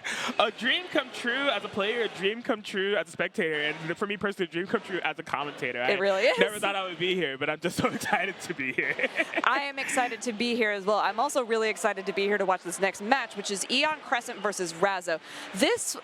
We're getting into Tale as Old as Time territory. Yes. We're getting into the fights where these players have faced each other so many times, time and time and time again. But every time they play, it's a different story. And I like that a lot because as they continue to grow as players, Razzo, of course, we could not talk about the other games they're playing and the success that they have had. Right. But that success in other fighting games does come back and affect your growth and your game plan and your mentality in BBTAG. Right. Right, and I'm just so glad that Razzo has chosen to, join us for BBTAG here at Combo Breaker. Yeah, I mean, Razzo was at Seal Taco, right? That was like the last BBTAG tournament that I saw her play, and then still, top 8 finish, looking as clean as ever. Don't think that Razzo grinded this game as much. Did not choose to compete in it at Frosty's, but again, that's true. Right back here at Combo Breaker, still doing the damn thing and doing it well. But again, gonna have to find an old ally. This trio here that I see within this top 8 between BePaw, Eon Crescent, and Razzo. Yes. Grind partners for the past 3 years when it comes to this game, and as you said, they've all kind of gone their separate ways in terms of grinding other titles and making other notable places in other games. But it all comes back to BBTAG. Everyone always says that they're done with BBTAG. This is my last BBTAG tournament. All 3 of those players have said this before. BePaw, Razzo, and Eon. Look at them. Where did it lead them? Back to BBTAG. In top 8. As a matter of fact, now down in top 5. So there was the bracket there. You can see how it's shaking out as we go. But the BBTAG action does not stop. Yes. It doesn't stop. And I can't wait for this set. And then I'm looking at the bracket. I'm like, but I want to watch Winter Finals. But then I want to watch this loser semis. And then it's all going to be so good from here on out. It's just, and the thing is, it's not like it was bad in the first place. Right. It's all great gameplay, and it keeps getting better and better and better as we move through this bracket. Absolutely, and there's so many stories to be told as far as like who's gonna come out on top within this bracket. BePaw, this is their home. You know, they are in the Illinois area, the Midwest area. They want to take it home for their hometown. They've been trying to do so within last combo break within Frosties. Can they do it? Hashimo from Japan, you know, passionate player, traveling all this way, multiple miles and multiple dollars in order to get here. I'm sure that they want to put on and make it happen. Chopsuey, as I said earlier, you know, has only been able to go to see Otaku, was not quite able to get the top 8 placement there, but finds themselves here, putting out a name for themselves. And then Eon, Crescent, and Razzo. Razzo, returning player, looking to, you know, make a step, finish strong. They were able to take Vortex Gallery last year, maybe looking to put another big top notch under their belt. And Eon, Crescent. We saw them at CEO proper. Look at the character choice. Yes. Razzo immediately went to the Hakumen Merkaba. Immediately. We're not playing with Yang Carmine. These two know each other inside and out as far as their game plans go in this set. Yes. And Razzo's just like, nah, I ain't messing with it. I'm going to go to Swords and Noodles. Yeah, I'm biased because like I always want Razzo to play Merkaba Hakumen because it's such a funny team. Like Carmine Yang is cool and all, but like, you know, unblockable loops, I'd rather see Razzo just so strategically and tactfully navigate across the screen with the Noodle Man and the Power Ranger. I love it. Noodle Man. I really, really like this team. It's fun to watch, and honestly, it's very effective. The thing that is incredibly effective about this is the range. The range that Razzo is able to flex. I mean, yes, Carmine has some range moves as well, especially with their long-range setups, but there's more range here for sure. Yeah, and you already see instantaneously Razzo showing the knowledge of being able to slice through those Uni 6Ps, those snowbirds. That's going to be a massive thing in order to bring into the set because it significantly stifles Eon's stream control and assist potential. Okay. This is so much damage coming out from Razzo. The flying coming into, drops the combo after that 5B from Yumi. Snowbirds does come out, and Merkaba was flying, but I like the way that Eon took the fight to the air with Blake. Unfortunately, though, we're going to go on a one-way trip on the Merkaba Airline Express into the corner into a super. Spaghetti for dinner for everybody is served in flight. Absolutely. What was so significant for Razzo was in those early game sequences, being able to do all that damage to those Oh my goodness! Much meter. Eon let Rock on the DP, trying to isolate that Merkaba. Razzo says, no. I'll bring in the Hotman. It's all good. Oh, they finished the string! No one expected that! No. I mean, I certainly didn't. I was like, oh yeah, there's more to that. Indeed. Okay, does get hit. Resonance has ended for Eon. The patience, the respect, just the movement, the way that they're dashing in and out, waiting for the next move, and just like that, taking advantage of the hesitation, but unfortunately was not able to capitalize. Eon, though, gets a big hit. The EX Snowbirds come out from the air. One Snowbird as well. Razzo's just waiting. There was the opportunity. Yeah, that little stalemate there. Eon was well aware that they need to be really careful and cautious in the way that they throw Snowbirds, because with Hakumen's point, just slice it away, nullify projectile, create one of my own. Eon did not want that to be the case, so they navigated the round pretty well for a 1v2 game of that type of kind of play at hand, but Razzo was able to close it out. I like the character choice that Razzo made. I know that this is something that we talked about before the first game, but you could really see throughout that why it was so effective, why Razzo did not go to the Yang Carmine.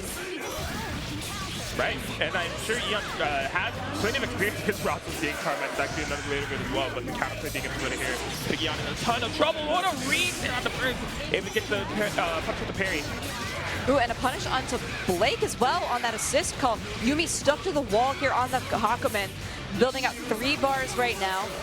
Cross combo is now active, and the active switch into Merkaba, and there's no more Yumi. It's solo Blake, which honestly, Eon has made this comeback before, but you have to work really hard. Stone Clone falls from the sky. It ain't easy. All right, well, Eon trying to make it happen. Unfortunately, not able to get the confirmation with the EX off the to Stone Clone, anything and everything, but unfortunately, no resonance available here for Eon, so we're not going to see getting past the regenerated meter. We're so far away from Rampage time, and Razzo looking to close things out. Yeah, cross combo. Looked like there was a reject in there, and that's why Blake went to the other side. But so much damage. You're strong! Yeah, he is. Sorry, baby. Oh, no, that's a rough way to go out there from Eon. A drop combo. That low has becoming that's a canned string from Hoffman within that special. Still making contact with Eon. But I mean, it was a rough situation being in the first place. Eon, again, being in one of these situations where we see a BBTAG player trying to adapt in real time to such direct counterplay to what they're known for doing. Razzo feeling really good in this. You can see that she's just sitting there, you know, okay, I've got it. Wow, round start, happy birthday.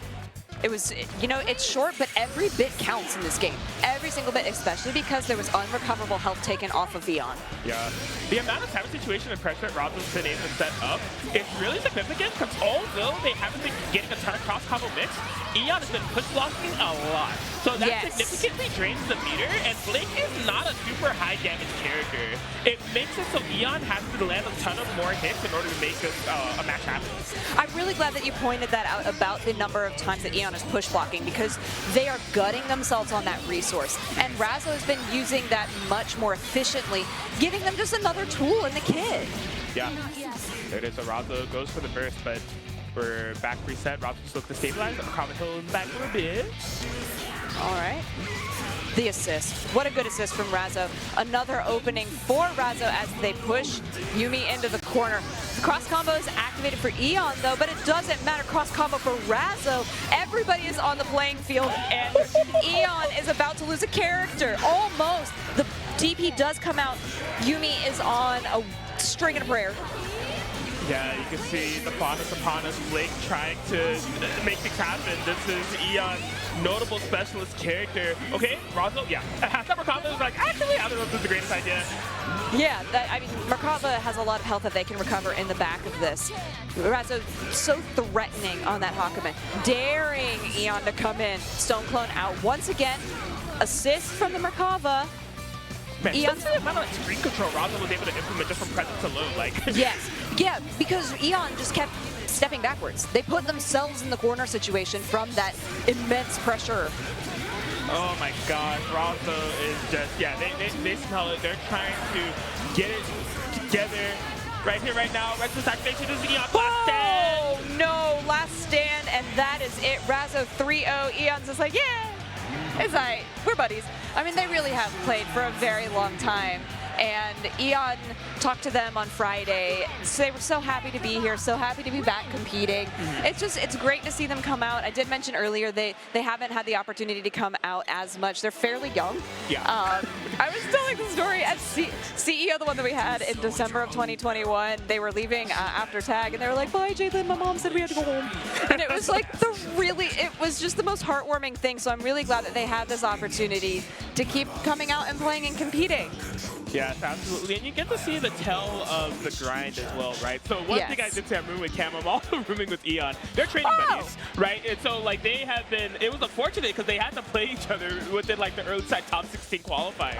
But both of those two, and just the group that they have formed within a lot of, like, modern style BBTAG players, they are pushing themselves to the limits and trying to catch up to some of the legacy players. And for both of them to get that top 8 finish, to just prove that their work is paying off. It certainly is. But now we are throwing it back to the winner's side, BePaw and Hashimo. This one, there's a lot that we could break down with this particular matchup. I think we can expect the Weiss Aurier from Hashimo. They've been playing that team for pretty consistently for a long time. And let's take a look at the bracket as it stands right now. We are in the top 4. BePaw, Hashimo, Chopsuey, and Razzo. A really beautiful mix of legacy and online players. And I'm glad that we're seeing that. I know we talked about it at the beginning of the broadcast when we got on to top 8, but because of some notable people who did not and were not able to enter, they honestly, you know, I'm gonna be real, they went to Japan to go fight. Right. They went to Japan to enter a tournament, and you know, sometimes you make that decision. But because of that, we've had a really different and diverse bracket here. Yes, it's really hard to say who's the favorite in order to, like, close this out altogether. I don't know. Right? I'm looking at it and I was like, well, Razzo's really good at, but BePaw's really good at, but Hashimo is so good at, but Chopsuey is so. It really feels like it could go any way. But I'm going to ask a hard question. I'm going to do it. I'm going to do it to you. I'm here. How do you think this one goes? So, I think that Hashimo has the edge on character choice alone, and it's for similar reasons on what we saw within the Hashimo Chopsuey match, right? Okay. That wife's JA, that long disjointed horizontal normal with the sword to control the airspace. BePaw doesn't like stuff like that. Like anytime I've seen BePaw play against like Mitsuru, they're not the biggest fan of that, right? So BePaw, I'm actually curious to see what team they're gonna go with, because I don't think we're seeing Hilda 9. I imagine, I know they played Hilda Chie. Maybe if the Hilda Yuzu is ready, they might pull it out. But I think we're going more in that territory than 9 to have the best fighting chance that you do, because you know the life is coming. You know that screen's getting covered. That has got to be button check. It's got to be button check. We take button checks very seriously. I mean, again, Ruby Yumi, not an unheard of team. Oh, yeah. But vaguely unheard of for BePaw. Right. Neither Ruby nor Yumi seem in the forefront for them, but yeah, I'm really looking forward to seeing how this unfolds. And also, another thing that I want to mention. Check. Okay. Pew! Yeah, not live. I just, sometimes I have seen crazy things happen, and I go, oh no, we're doing it live. Okie dokie, moving on. And you always have to be prepared for the ridiculousness that can happen within this game. Right?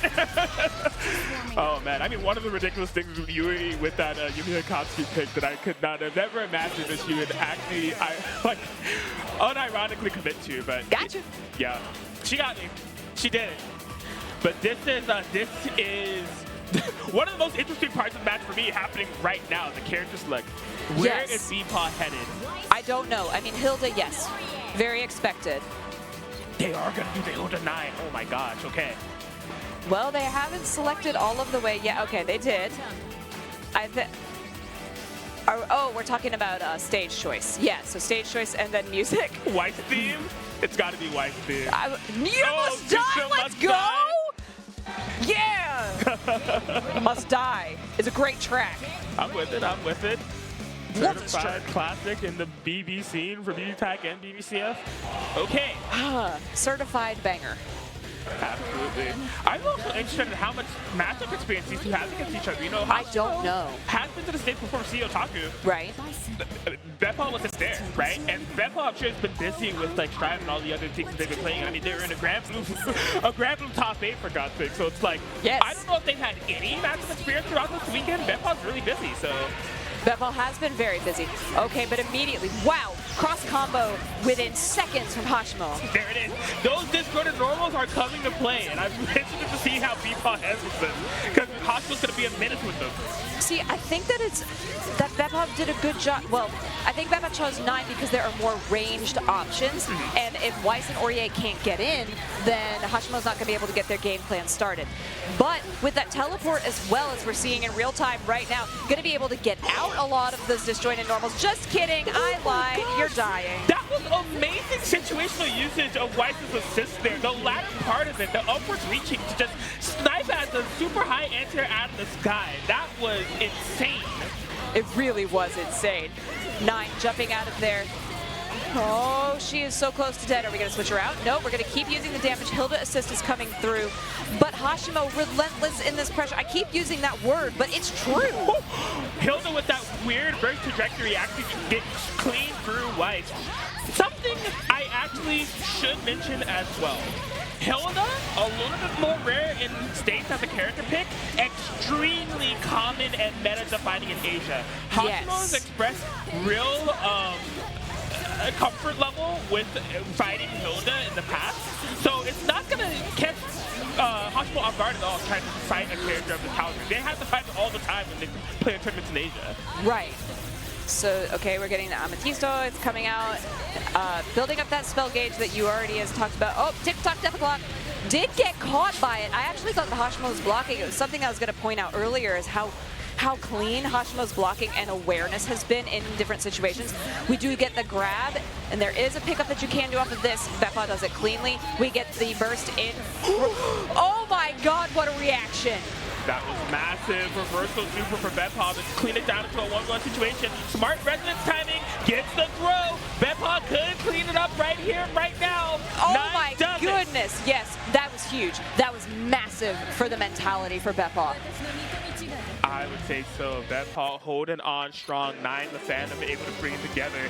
Now, one thing I will say, there is still some things to solve for within the 2v2 game. I'm glad that you mentioned Hashimo's blocking, because one thing I've been noticing is that they are mixing up between doing dash 5A or like dash no normals and just straight up dash blocking. And BePaw, as a response to seeing the sword characters come to the ground, is calling assist, calling 9-5P, calling builder 4P to build the screen, and Hashimo's just relentless on the defense with it, so. Yes, okay. Taking a lot of damage is Hilda. BePaw has to figure out how to get her out of the situation. There was, actually, no, I thought that was the opportunity, especially with the 9 call in the back. But instead, Hashimo is going to kill that character. You have one character, and it has been 18 in-game seconds. Right, with work of that kill just being made. 9 was getting to do it before, but it was under way less dire circumstances than this one. Hashimo choosing the time to strike right now. What? He has to switch DC. Caramba is all I have to say to that. BePaw taking a ton of damage. Hashimo is incredibly healthy.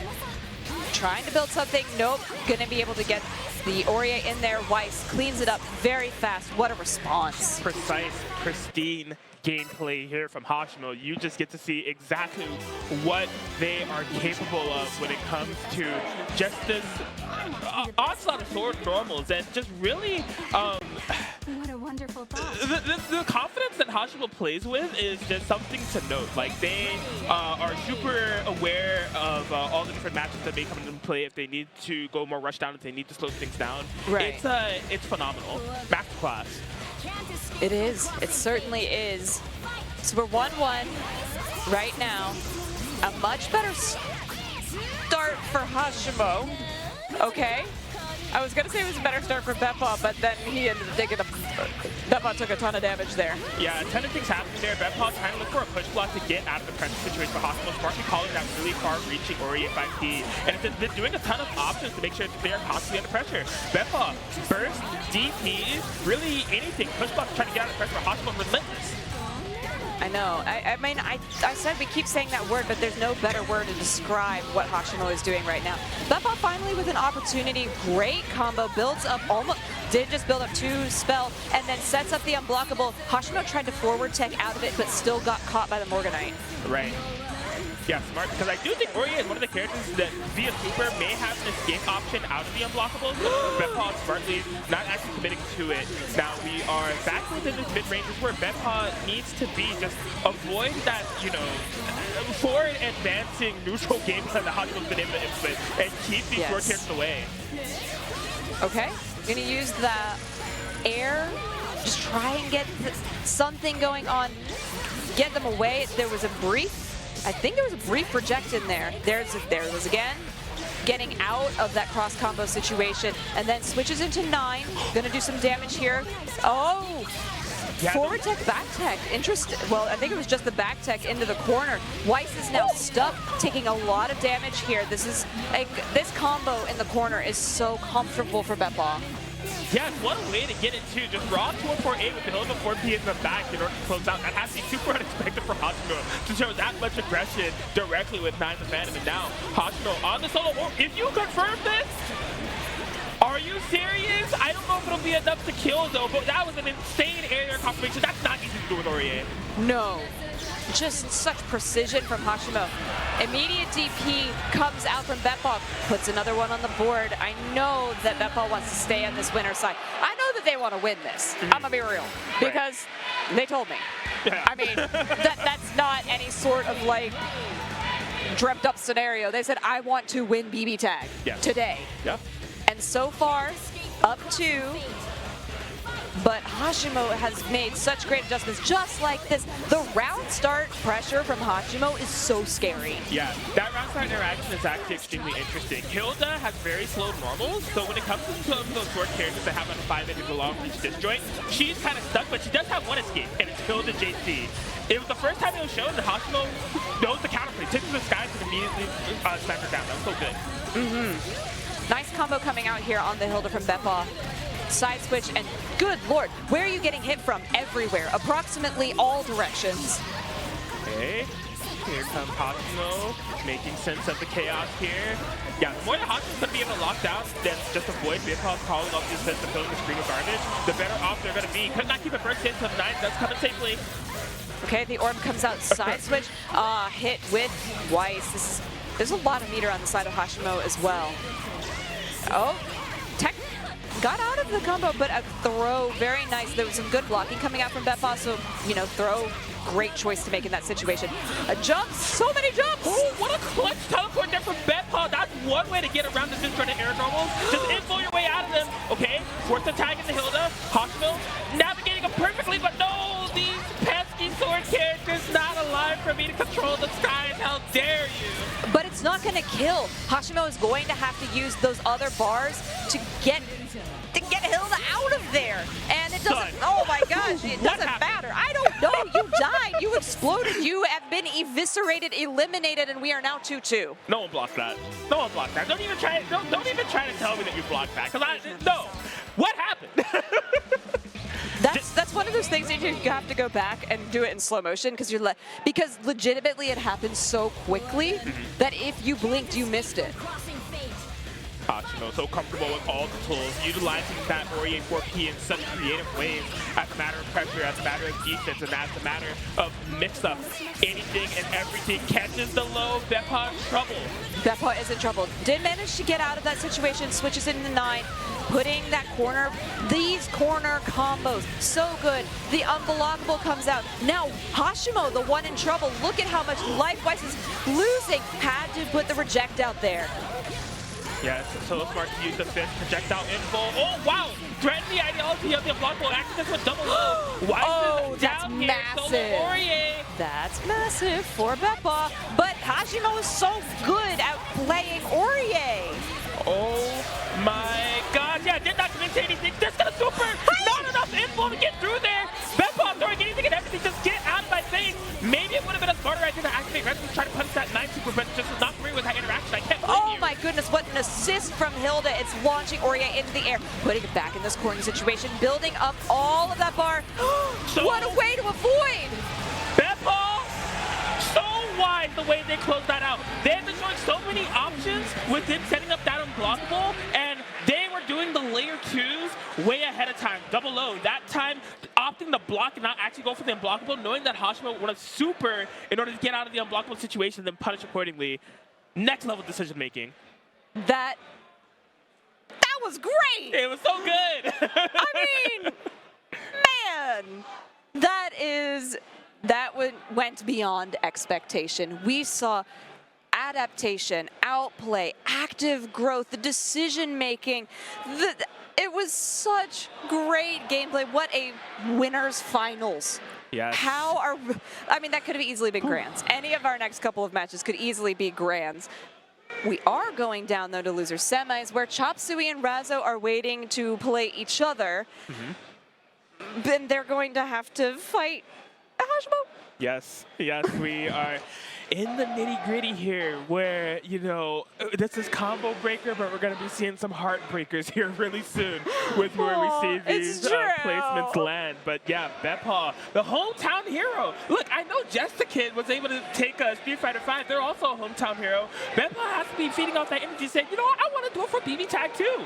They're in a great position to do it. Grand Finals winner side, Hashimo in that losers finals waiting, trying to prove themselves and carry Japan here. But Chopsuey and Razzo getting set up as you see right there. They're both sitting down, gotta get the buttons checked as somebody will be getting wrecked here soon between the two of them.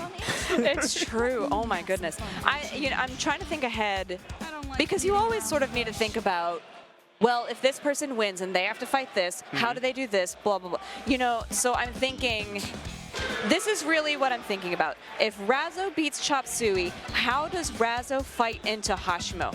Personally, I think Razzo has the tools and the wherewithal to be able to fight that, especially because they have an incredible amount of international experience fighting other people. And then I'm thinking, well, Razzo and BePaw have played each other approximately 8.9 bajillion times. Right. How does that play out? Where does the mentality shake out in that? How does the mental stack go in? Is as BePaw was telling me earlier, is Razzo the person who's going to be able to do something that completely puts them on the back foot? Do we get the Grand Finals reset? But then you have to go back all the way to square one. What if Chopsuey beats Razzo? Right. What is their potential? Yeah, well, the situation at hand is very interesting here because the losers finals is either going to set up with a, Hashimo or a white specialist through and through. If it's Chopsuey that's there, you're getting a specialist battle of like two people that like very passionate about their characters, have put in a ton of time in terms of making their teams work, just kind of clash against each other. But if Razzo's in there, you're getting a specialist versus a tactician versus a student of the game versus one of the widest BBTAG minds that we have in the world, Razzo Sharp, returning to her mantle here within this combo breaker. Top 4, gonna be challenging Chopsuey. Jaidlyn, this is nuts. I don't know how this is gonna unfold. Crackin! I am about to fly out of my seat. I have been trying so hard not to like just stand up and be like, "Wah!" because this is ridiculous. We do see, however, Razzo returning to that Yang Carmine, feeling very comfortable in this. I like what these two, as terms of power, bring against Chopsuey's team. But if Chopsuey is able to get any of those charges with Chie together, could potentially be devastating for Razzo's team. Yeah, you see Chopsuey taking more to the sky, utilizing those JTs, forcing Razzo to find a way to navigate through. Oh my god, the sneakiest 5C in the world.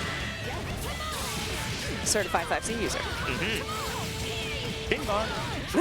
Okay. All right, those are, yeah, great start for Chop here, taking a lot of damage off of Yang. Meteors do come out just casual, walking backwards, and now Izayoi is into the mix. Izayoi against especially Razzo's team could fall apart fairly quickly, especially because of the health, and as you had mentioned earlier, has to hit more than Razzo's team.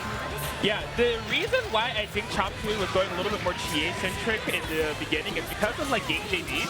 Having those armor qualities may not be something that you want to fight with Izayoi in that airborne playstyle. So yeah, it seems to be paying off a little bit of a scramble there before Razzo comes out on top.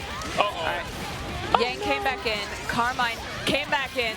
Oh, what a punish onto that Chie. This is gonna do so much and gonna get a ton of health back at the end for Carmine, and then we've got the cross raid to finish that out. My God, it's as simple as that. Unblockable setup with the game, Carmine. Uh-oh! I was thinking about that armor and why Chopsuey may want to avoid this matchup. 5B kind of being a not-so-friendly reminder. Resistance activation, that's... No, but it's still active! So actually getting the better left-right mix-up within there, despite the info. Oh my goodness. What? I mean, we say it a lot, what awareness, but it really is, you have to be aware. Oh, punch of death, good God. That hurt my ribcage, and I'm not even out there. Wow, so we're kind of seeing, because again, this Yang Carmine and Mika Carmine team, we don't see it a lot despite how strong it is, but Resonance is a universal option that you do have to escape that unblockable setup, but I didn't realize that the Carmine pinwheel is still active. So Razzo using that to their advantage, saying, okay, I know you're going to use this counterplay, I'm going to create an ambiguous left-right situation. And it worked really well. Speaking of ambiguous, what a round start. There were so many things happening on stream at once that it's so hard to keep your mentality through all of that. The DP does come out from Chopsuey. Razzo, taking the advantage of that character still on screen. You might as well get the damage while you can. Yeah, Chopsuey does not want to fight Yang with Izayoi. They were so willing to get Chie in there that they left Izayoi unsafely there to get punished as they tried to tag out. But Razzo, you leave that little piece of pressure for her, and she's just going to capitalize through and through. It's just been so rough for Chopsuey to get anything started. This is incredible.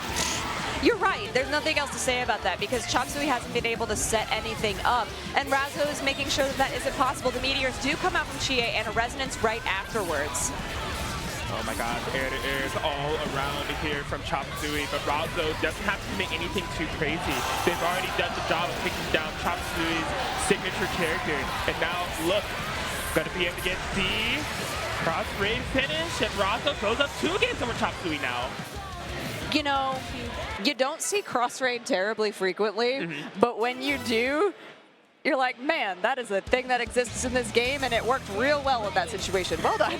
Yeah, I'm really glad you brought that up because Carmine, just as a character, is one of the characters that actually benefited a lot from cross-rate being added to the game. Yeah, because inherently within their A auto combo, that's how you activate the cross-rate. Carmine gets life back for doing that. So now with the addition of cross-rate within 2.0, they also get to amplify the damage that they do for going for that full A auto combo. It adds a little bit more layers to Carmine's combo routing. Oh my goodness, the way that Carmine got in there right after the reject, said reject this, and came all the way back. Izayoi is in now.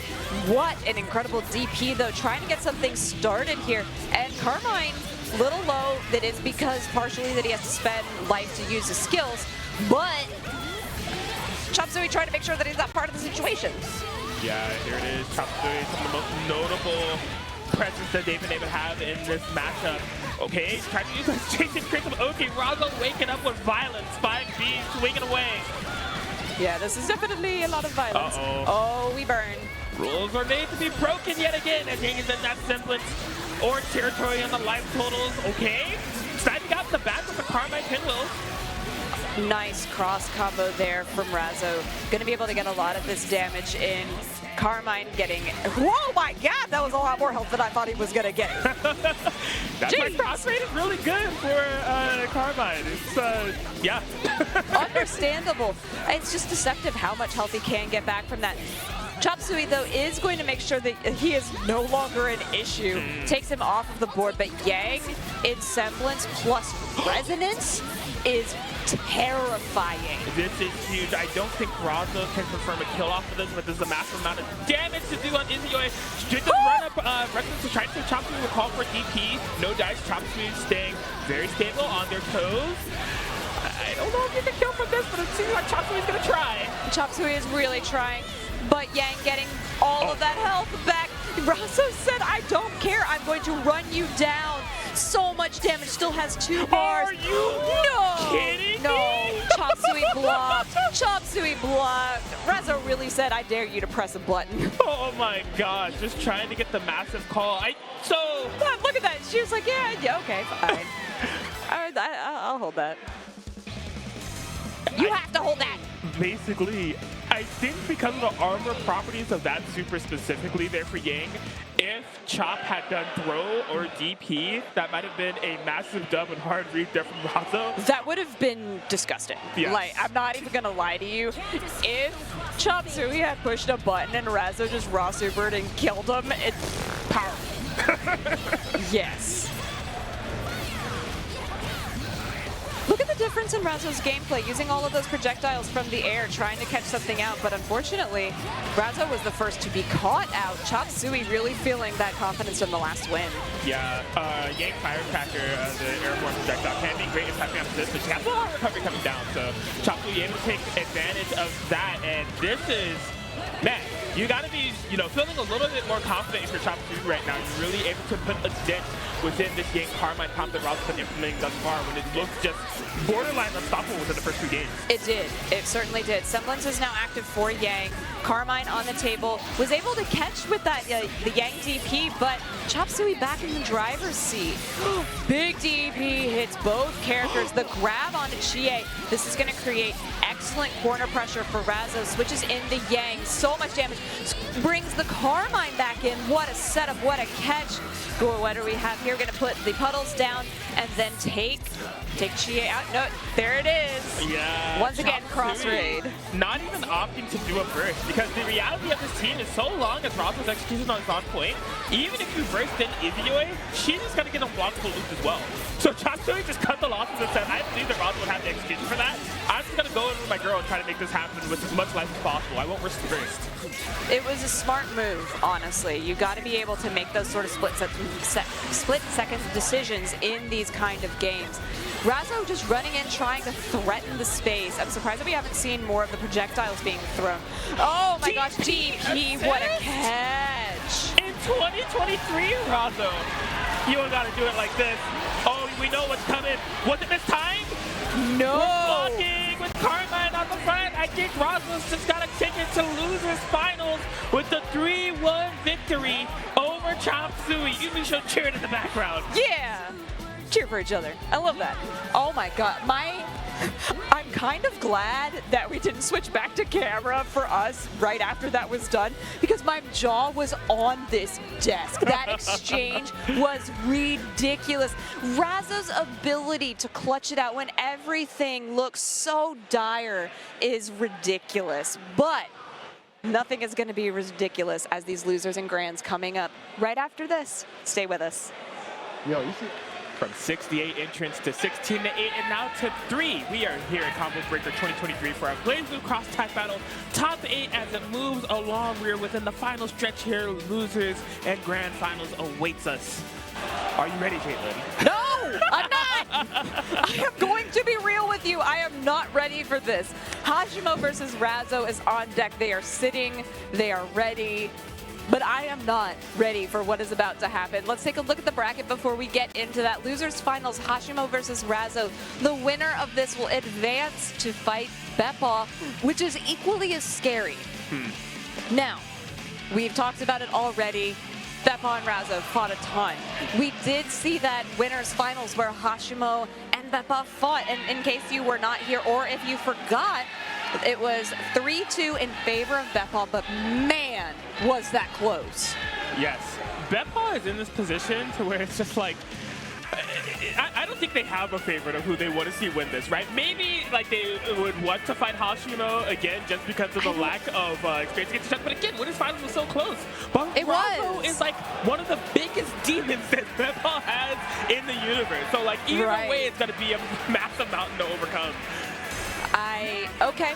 I also like this choice. Razzo not going to the Carmine and to the Carmine Yang. Yang, yeah. No Carmine Yang, gonna stick with the Hakumen Merkava. I was so stuck on trying to say Hakumen's name because I love Hakumen so much, and I was like, no, it's not Hakumen. But Yang. But okay, whack. Very excited to get into this one. I may not be ready, but I hope they are.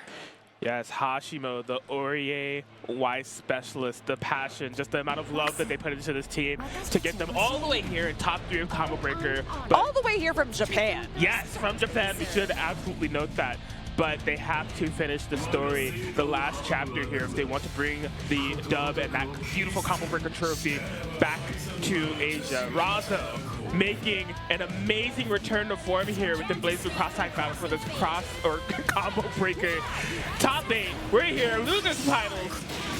Oh my goodness. Okay, first hit does go to both players, but Hashimo able to take advantage of it much more quickly. Cross combo is now active. Okay, smart burst timing there from Razzo, just on the prowl, on the chase, trying to, make sense of the ground game here against Waishni. Yep, okay. Ooh, nice anti-air there from Razzo. Getting a little bit of a reset, trying to call in something with the Merkava assist, but now run down back into the corner from whence they came.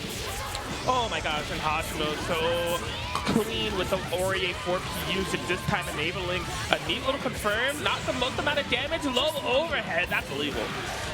Is it though? I don't think so. Low fly zone comes in from Merkava, able to start some damage onto this Aurier and push back. We're just living in this corner. Like, I think there's a whole apartment building here and we're just paying rent there. It seems so. What a cross combo, a way to avoid that. And then Merkava was in the air. What a challenge themselves. Razzo still having access to the air actions despite the flight in terms of making sure to keep pressure going, but Hashimo just as quickly turning tide right back in that favor. We are not leaving this right side of the screen, Jaidlyn. No, we're not. I have a house there, you have a house there, they have houses there. What an interruption! See, Razzo has been trying to, time and time again, challenge with these little Hakumen hops. That's Hakumen's Canyon-specific dash. And I think they're trying to make Hashimo flinch or just cover ground with Hakumen, which can be easy said than done. One of the slower characters. Is that an Aurier plushie? Might be. I love this. God, I love the BBTAG community so flippin' much. You gotta love it. I do. I miss that we don't have our cutouts. Right? Oh my gosh. Clint, where are you at? I know you're in chat. You found us. Where are our cutouts? Where are our cutouts? Send me the cutouts. Oh, I feel so alone without them. But what an opener in this second game from Razzo. Immediately trying to get the standard situation into a cross combo. Just, oh my goodness, the DP didn't end up working. Yes, and here comes Razzo. Massive response here, massive lead to have more bars on deck. You gotta bring Aurier in. I'm sure there's not damage that you want to take, but it's better than fighting a 1v2. Get thrown. And into the corner we go. We really have spent an astronomical amount of time here. Aurier trying to fight her way out of that corner to see another part of the screen, a new part of the landscape, if you will, and a throw back to the corner. Geez, significant strike throw that Hashimo's been able to implement on the Aurier, making up between low options, overhead options, and now throw options. Big reversal. Yeah, that's one big thing about Razzo's team, having access to relatively slate 4-bar meter dumps is going to be the end of Weiss's presence here. That is the second time that Hashimo has been punished for using that super. And it has gone so favorably for Razzo. Hashimo has to make an adjustment with that because it's not working. It's worked on every other player in this bracket, but not Razzo, not somebody with all this experience. Yeah, and this is what I was trying to say when we were talking about loser semis, right? Chopsuey in this position, specialist versus specialist, but you got Razzo in this position. Like I said, one of the greatest, wisest, and youngest BBTAG minds that we have in the world. Like they have been exposed to so much. Oh, what a happy birthday. Hang on, we're exposed to something incredible here right now at this round start. Ruh-roh. Ruh-roh Skedios. 8.1K on both characters active. Oh, nope, we're just gonna get into the Merkava now. Yeah. Oh, what a clash! What is that clash? Hello? Every Aurier main in the world is cringe right now. Unfortunate. Throw comes out for Razzo. Setup goes in for the low. Okay. Razzo slammed down. Another one. Flight. Oh, finding the overhead. That could be saved. Oh, what a cross combo. Noodles come out. Yep. Not going to spend the other 2 bars. I like the way that Razzo is conserving their meter a little bit more for this round, trying to make sure that they have it for when they really need it, if they need it in a clutch situation. What patience from Razzo, catches with the low, and the punish onto the Aurier after the burst.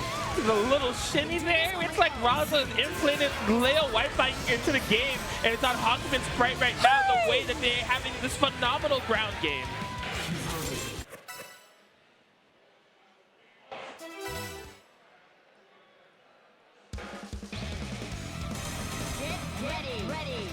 Here we go, Razzo. 1 round away from moving on into the grand finals of Challenge BePaw. Hashimo trying to stay alive, trying to stay strong, trying to make this happen, but Razzo just is not all the answers, even at round start. That was incredible.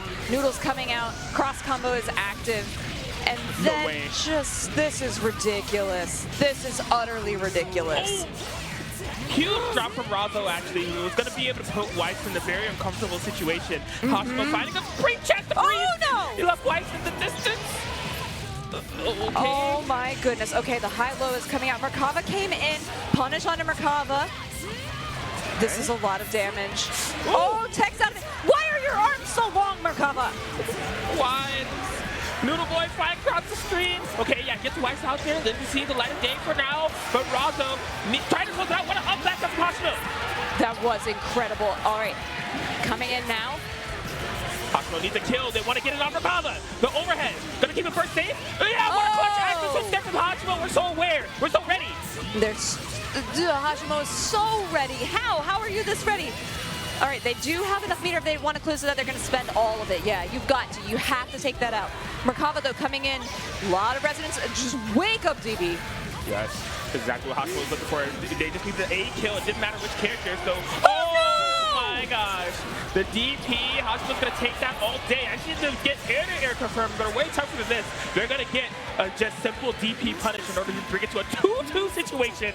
Game 5 between these amazing players. I said I wasn't ready. I'm still not ready. This has been unbelievable. Yes, yes, and we're just going straight into it. Razzo, there's no Carmine Yang in sight. Hakumen Merkava is what's going to do it for me. Hashimo hanging in there. I don't think switching to Yang Carmine would have been an answer. I think that Hakumen Merkava is doing exactly what it needs. So you have the zoning, you have the potential. The cross combos have been pretty immaculate. And then you have moves like that just saying, nope, your cross combo is done now. Thank you. Have a nice day. Yes. Okay, the Aurier 5P call. Here comes Hashimo. Oh, wow. What a punish! I heard that. And I'm just like, oh, we did that. Okie dokie. Oh, yeah, active switch. Oh. Gonna be alive for a punish there from Razzo.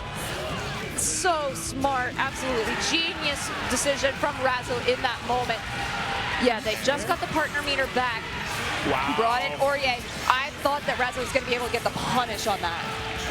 Right. Yeah, I mean, it was just like, for Hashimo, you got to cut your losses, right? The 2v2, you got to be playing it with 2 super low characters, but at least you still have your show. You still have your duo. Oh my god! No. Oh, this is a huge amount of damage. Razzo getting punished on that incoming, was trying to save Merkaba, was able to get out of it. Cross combo is now activated. There was a push block in there. God. Reject. Oh my goodness, the blocking, the overhead. So relentless. I am setting up a sandwich no matter what. You spin your push blocks out 2-3-6C. I need to stay in there. I need to mix. Ooh, what the fly. Okay, Aurier comes back in. DP. Jeez. The game sense from these 2 players is insane. But Hashimo, the battle of wits coming out on top, takes down Merkaba. Oh, the Razzo only has level 3 resonance. That is something. God, that backdash was so risky. How could you do that? Resonance comes out trying to keep it safe. Oh. 2 bars. How has Hashimo brought this back? That was such a massive move from Razzo, and now Razzo trying to stabilize, getting a little bit of life back from Resonance. Oh, wow, what's that punish? I cannot believe that Weiss comes in. Weiss is definitely the healthier one. No Oh my goodness. way. They've got the bars. They're going to choose to spend it. Weiss is now out of this picture. 1v1. Aurier versus Hawkman. Razzo has no more resonance. The activation. Push block immediately here for Hashimo. Oh my god, hits him on the wall now! Are you kidding me? God! Are you kidding me? Razzo has done it. Sniping out of the skies gets the 3-2 victory and is headed to grand finals. What? A set? You gotta be kidding me. How? Just the overall just roller coaster of emotions within that game 5. Razzo taking such a dominant lead. Hashimo able to fight back, keep it together, but then the solo Hakumen. Razzo's been in that situation time and time again, but able to get some of the outplay going despite how, like, Hashimo was still engaged within that set completely. The 2-3-6C Aurier thrust the call to push block and enforce the mix. Insanity. But somehow, some way, Razzo still put it together. I'm telling you, that's one of the greatest BBTAG minds. You can't sleep on this player. Doesn't matter how many breaks they take. Always in it. Insane. I have no words to describe what just happened. Exactly. I'm going to try and find them, though. Because we have grand finals. We have grand finals between 2 legends, 2 absolute legends that both you and I have had the privilege to watch for not just months, whatever, years. We have been able to watch these 2 players grow and come into their own through BBTAG, finding new characters and teams and synergies that have defined them within the community, and they are here now in grand finals, and you cannot write a better story than this.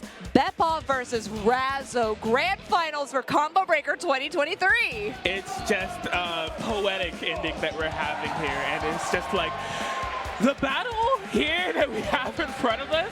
It is something that BePaw's been in this situation so many times. Combo Breaker All Together side tournament last year for BlazBlue Cross Tag Battle. Yes. BePaw was in grand finals. Sure was. Could not get it over Yo-Fave Scrub. No. Frosty Fausting, earlier this year was the top 8. Could not get it done. They've been trying to get a BBTAG victory under their belt at a major for so long. In particular in Chicago. Yes. In Chicago, because this, like we have said multiple times throughout this broadcast, this is home territory. To be fair, it is for Razzo too. Right. Right, so it's just like, just being in this situation like time and time again, and now you're there. You're in the best position, the best seat in the house you could possibly have to win a tournament. Grand Finals winner side, and the person on the other side is Razzo, one of your biggest demons, someone that has thwarted your efforts to win net play brackets and persist in other brackets time and time again, and you have to overcome them here and now, and you see the Carbine Yang being threatened already. Yeah. Can BePaw do this when it matters the most?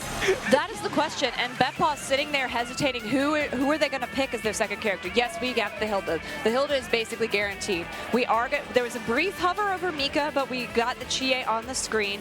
Don't think that this is a bad decision into the Yang Carmine that Razzo is going to be bringing into the first part of this. As a reminder, this is a double elimination tournament. Razzo needs to win 6 in order to take this. If she's able to win 3, we get a bracket reset. Look at the hugs! I know this is not what BePaw wanted, but I'm gonna be real, this is what I wanted. Yeah. I wanted this grand finals between these 2. I feel like we're back in the very beginning in 2018, and we get to see this once again 5 years later at Combo Breaker 2023. BBTAG Grand Final starts now. It's so right. Everybody strap in. I feel like we have a long one already. Just from the Rockstar interaction. So many layers being played there. BePaw trying to come from the skies. Razzo, Rockstar dash block gets the whip punish. You're already in the loop. This is your worst nightmare. This is not where you want to be. Unblockable city. Razzo's going to take down a character in record time. Oh my gosh. Razzo said, I have a place to be, and it's in a Grand Finals reset. But BePaw said, I also have a place to be, and it's finishing the set, darn it. Okay. Oh man, we've seen the solo Hilda come back from BePaw before, but it's just like the implication on this type of team. If Razzo lands any secret hit, Razzo has the routing. I'm getting used to that corner. I'm setting up my what a challenge! Jumping over the DP from Hilda, and this is that one touch you were talking about. They're gonna take it all the way to the bank. Yeah, BePaw has to activate Resonance. Yeah, there it is. That left, right. No, okay, yeah. Did not take out the corner, but there it is. Razzo fighting a 5C of all things in order to close it out. Razzo takes game 1. We thought that SoCal was not going to be represented in this tournament, but we have the 5C. What do you mean by that? What do you Tell me how many rounds and games you SoCal players. Look, you invited me out there. I'm honorary SoCal now. I can make that. That is true. She does actually have the right to say this. Yes! Jaidlyn is honorary SoCal. I am honorary SoCal for BBTAG. Honestly, though, shout out to the SoCal scene. You guys have done a lot for me and for us as a community, so thank you so much for everything you've done. We appreciate it. We appreciate it. Oh, but BePaw doesn't appreciate this Grand Final fight. No. That's game 1. I'm telling you, that is just the storybook of how the sets tend to go between these two. But BePaw is looking for the answer. May have found it. Isolating this Carmine in the corner for now. Tomoe comes out. All right, putting Yang into the sandwich, pops out afterwards, and a nice little hit onto the Hilda. Razzo is trying to make sure that this Hilda gets nothing going on. Look at how she is taking to the skies with Yang.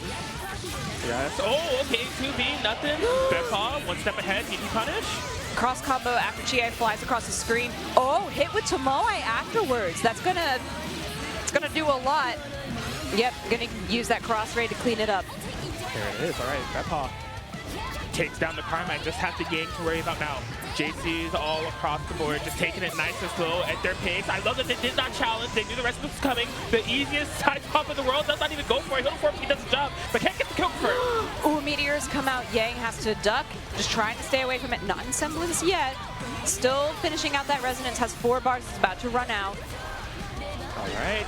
Yeah, I like the movement coming out from Razzo right now. Just come in, back out, come in, back out. Find your place. Cross combo active, yep, was aware that we're going to switch to Chie because the threat to Hilda was very real. Right. And like Razzo being in the situation, solo game comebacks aren't unheard of. No. But in a matchup like this, it is a lot of ground that has to be made up here, right? Oh my God, BePaw, of all things, unfazed, like not shaken or scared of that Yang symbol activation. Unbothered. Yes. Whew. And I just recalled something interesting. Razzo has fought this team before. It was at Vortex Gallery, losers finals against Goda from Japan. One of the best in the world with this Hilda Chie comp. And Razzo was victorious. So, you know, a similar character matchup. It's not like this is a foreign concept of a team for Razzo to overcome. Right. The fact that BePaw knows that too and still committed to it just shows how confident BePaw is in the play. Can't escape from Oh my goodness. 1-1. And an incredible round start with that overhead from Hilda for BePaw, pushing Carmine once again into this corner. I feel like we kind of just live on the right side of the screen.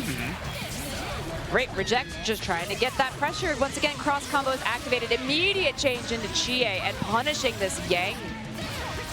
All right, here it comes. BePaw, beautiful confirmed. Yeah, the easiest active switch in the world. Chie 5 BB on the silence, but Razzo blocks it. Oh, here we go. Here comes trouble. Oh gosh, this is a lot of trouble. And then the assist into Carmine.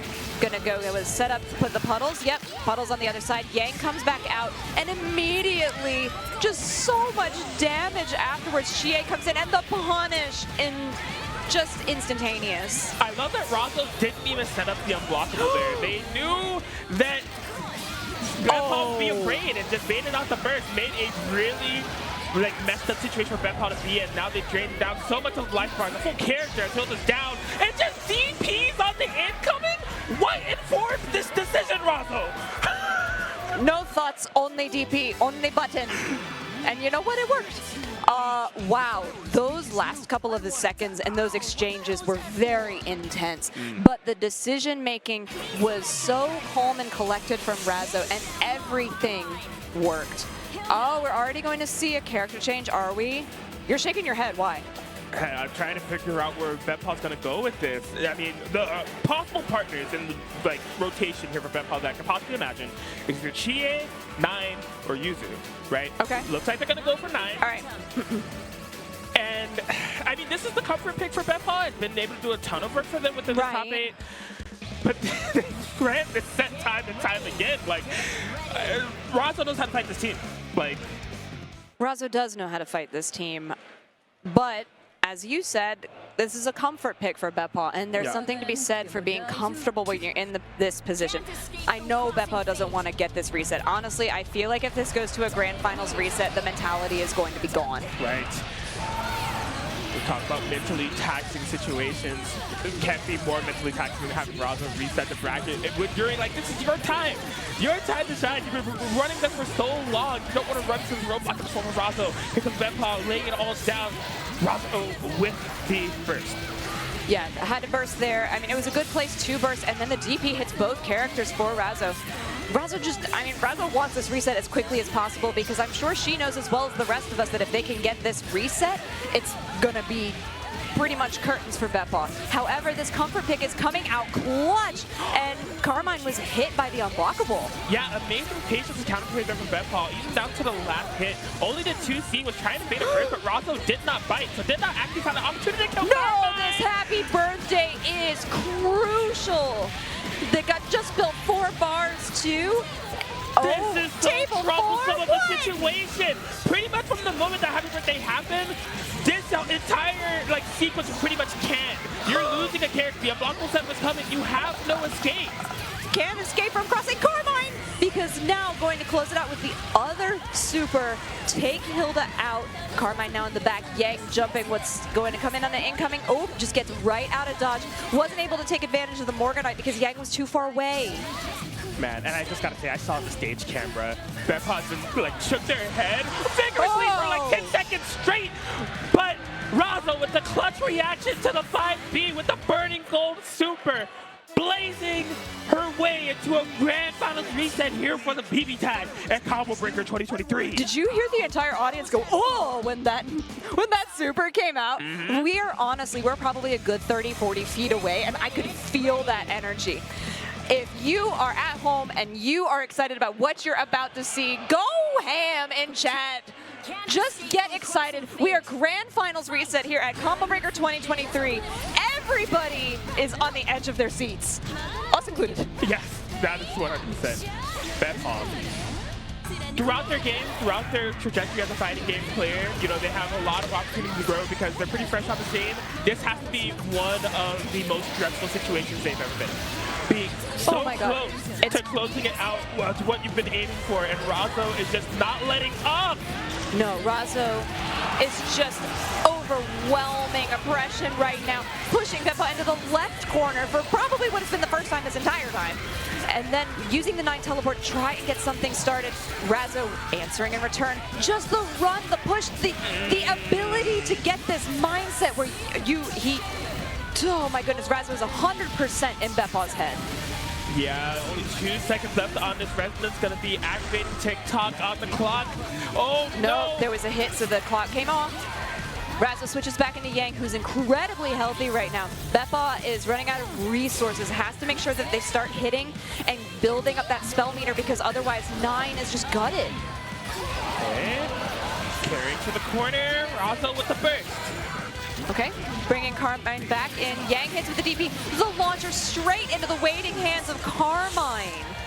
If you're BePaw right now, even if you don't switch, I think you need to go to character select. You need to slow things down. Razzo is just steamrolling right now at this point. In her happy place, in her comfort zone. Just business as usual when it comes to the tell between these two players. BePaw does lock into it, but you can see the body language. They're just looking for answers. defeated. They're defeated. Yes. Look at that. The eye roll, the sigh. It's, oh, we've been here time and time. No, the head shake too? Yeah. No, Drugs. come on. Get back into it, BePaw. Don't give up now. You've made it so far. Okay. A ground start 4P could be the opening to start something beautiful here for BePaw. You got to keep Razzo under control because when Razzo lets loose, we've seen what happens, what this team can implement, what Razzo can implement. Okay, I like the challenge with the DP for the Carmine running up. That's something that Razzo has been doing pretty frequently to just push and get the space that they want. So the DP challenge was nice. We've got back into 9, corner comes in. Beautiful recognition of situation there. Razzo recognizing the timing and the spacing of BePaw. No actual block move being scared of, so did not panic with anything too crazy on the defensive end.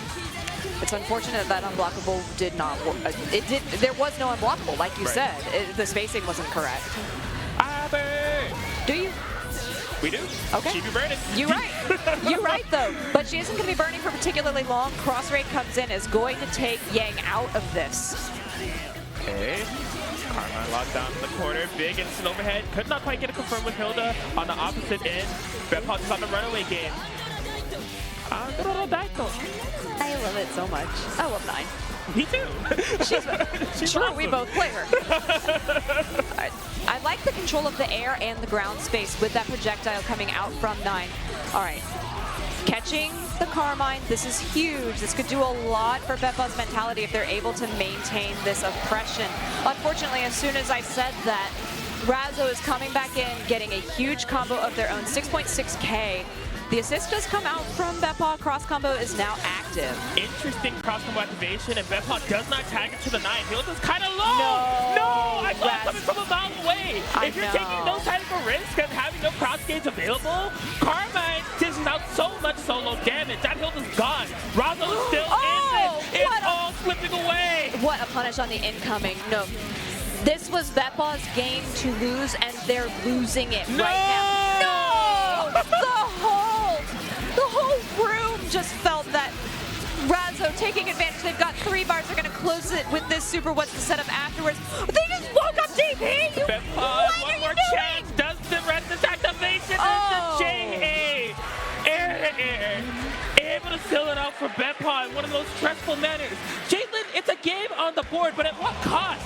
BePaw's mental has to be so strained. I don't know! What in the world? Razzo looking like, yeah, I kind of asked for that, though. I'm not going to lie. Yeah, but I mean, like, at the end of the day, like, BePaw got the game, but Razzo's not going to be saved by anything like that. They brought it so close, was able to do so much work. They're just going to go business as usual. The BePaw is able to get a really firm grip on this matchup. Back into the corner we go. I can't believe this. I cannot believe that we are having this right now in the year 2023. Oh my goodness. That was incredible. I can't. All right, corner. This is very comfort. We said it before for BePaw multiple times. This is a great position for them to be in. If they can take out Carmine, this is huge. Yes, they don't block this time again. This time does teleport away. Razzo tries to challenge the DP, but now that Carmine is down. Yang coming in solo and just gets hit by the 4P. Loops for days. Yeah, this there's a block there too. Are we gonna try to kill with this?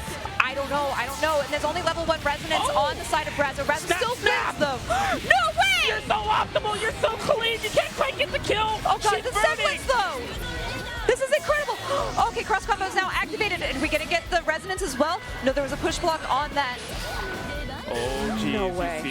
BePaw not looking to make any type of crazy mistakes as we saw from that previous game. Trying to full control this match. You need something like this to show Razzo that you're in control. It's still some fear. Oh. The 2A catches BePaw. 1 game away from sealing the deal on this journey. Oh my gosh. Oh, here it comes. You can't write it better than this. You absolutely cannot write this story better than what we have right now. You say, like, when it comes to BBTAG, you would think that this game is, like, declining in hype from the amount of time that they've been playing. This feels like peak. Hakumen Merkava coming out, potential game side situation, BePaw trying to close it out, get their first major victory. I'm so here for this. Get ready. We're here. We're here in a grand finals reset between two of the longest players of this game on the characters that they are known for. And oh my goodness, it doesn't stop! Razzo, the Shark, Hakumen, Merkava out here, betting it all on that. BePaw just picking up from where they know. No!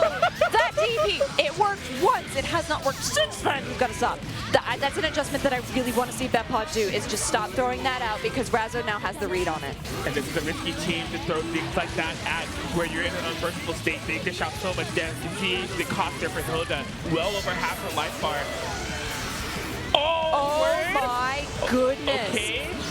Yeah, that's super so weird. It cannot be punished. Okay.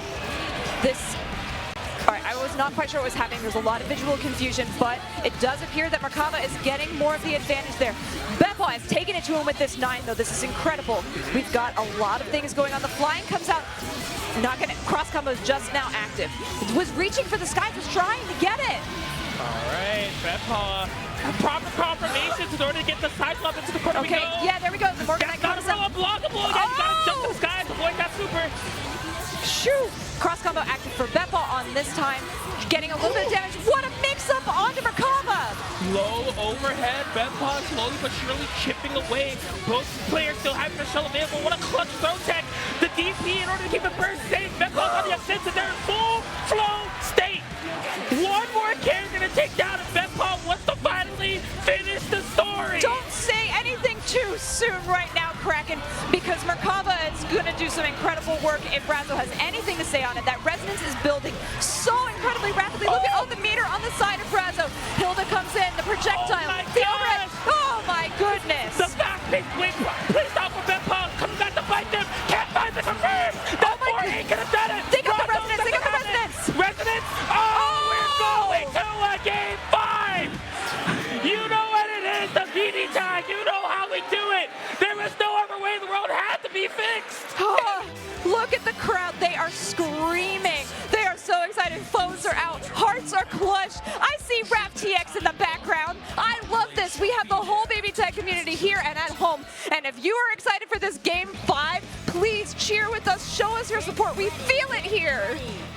This is it. So many emotions at play in the crowd. You gotta imagine there's some Chicago natives. They want to see BePaw take this. Stride players are probably in the crowd. They want to see Razzo take this. Just so many favorites that play within this grand finals. It's going down to the final set between these two players, pushing each other to their absolute utmost limits. Big start for BePaw here, taking off a ton of help from the Hakumen. Taking a second to breathe. Analyzing the situation, but a cross combo comes out for Razzo. The DP from Hilda does work within the confusion of that moment, though. Okay, just floating around in the sky, hanging out. Razzo trying to close the space, close the distance of JC. I love the challenge in the air. I love that BePaw is taking it to the skies in the same place as Merkava, trying to challenge that exact air. Oh, this is so tense. I'm barely able to find the words. No! I told you to stop doing that! Razzo just hope, we pray, wishing they can capture a Hakumen button, or just Razzo taking to the sky. It's such a risky decision to make with the amount of damage that he can dish out. What a catch, though, from 9. That assist is going to do so much, and Hilda now putting it into the corner. Assist comes out one more time, doesn't catch anything now. Reject comes out, just creating space. Oh, what a punish there from Marvin! Okay, into super. I don't think this will be enough to kill Merkava, but it's quite a bit of damage to threaten. Razzo in dangerous territory. Oh! The assist comes out! Reaching away, gets the 5P, can't get a pickup. No way! Can't get the confirm. What a block! Oh boy. Okay, yeah, did not have any meter in order to make that happen. Side swap. Oh my goodness, the back, that teleport from 9. Are you kidding me? No way! No, but it didn't confirm. There was no pickup afterwards. Razzo still so insanely in this, just putting on the pressure. Even with a slow moving character like Hakumen. look at the awareness of the assist calls here from Razzo. Not putting Yes. himself in any predicament where Samus can be free for BePaw or where they have to block any crazy 4Ps at these dangerous situations. And the defense, BePaw's gonna have to work for this. BePaw does have to work for this very hard. And there it is. There's the opening. That's the one. Gonna go ahead and take it to the board. Is it gonna do? Yes! He did it! They did it for the first time! BePaw is your BBTAG 2023 Combo Breaker champion. And you look at that crowd, they are wild. The emotion, they wanted this so badly. Look at the crowd, Oh my gosh, they're the crowd screaming is for going them. absolutely wild, cheering Marvin. BePaw. We've been telling the story the entire time. They've wanted this for so long. They've come across so many roadblocks in terms of you talk about dream opponents, a nightmare opponent to be within your grand finals was Razzo. They were able to overcome. It's their story. It's their time. It's their title. It's their BB tag. Let's go, Marvin.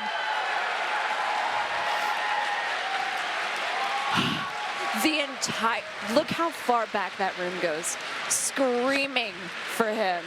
Screaming. I'm sorry, I'm emotional too. I'm about to cry as well.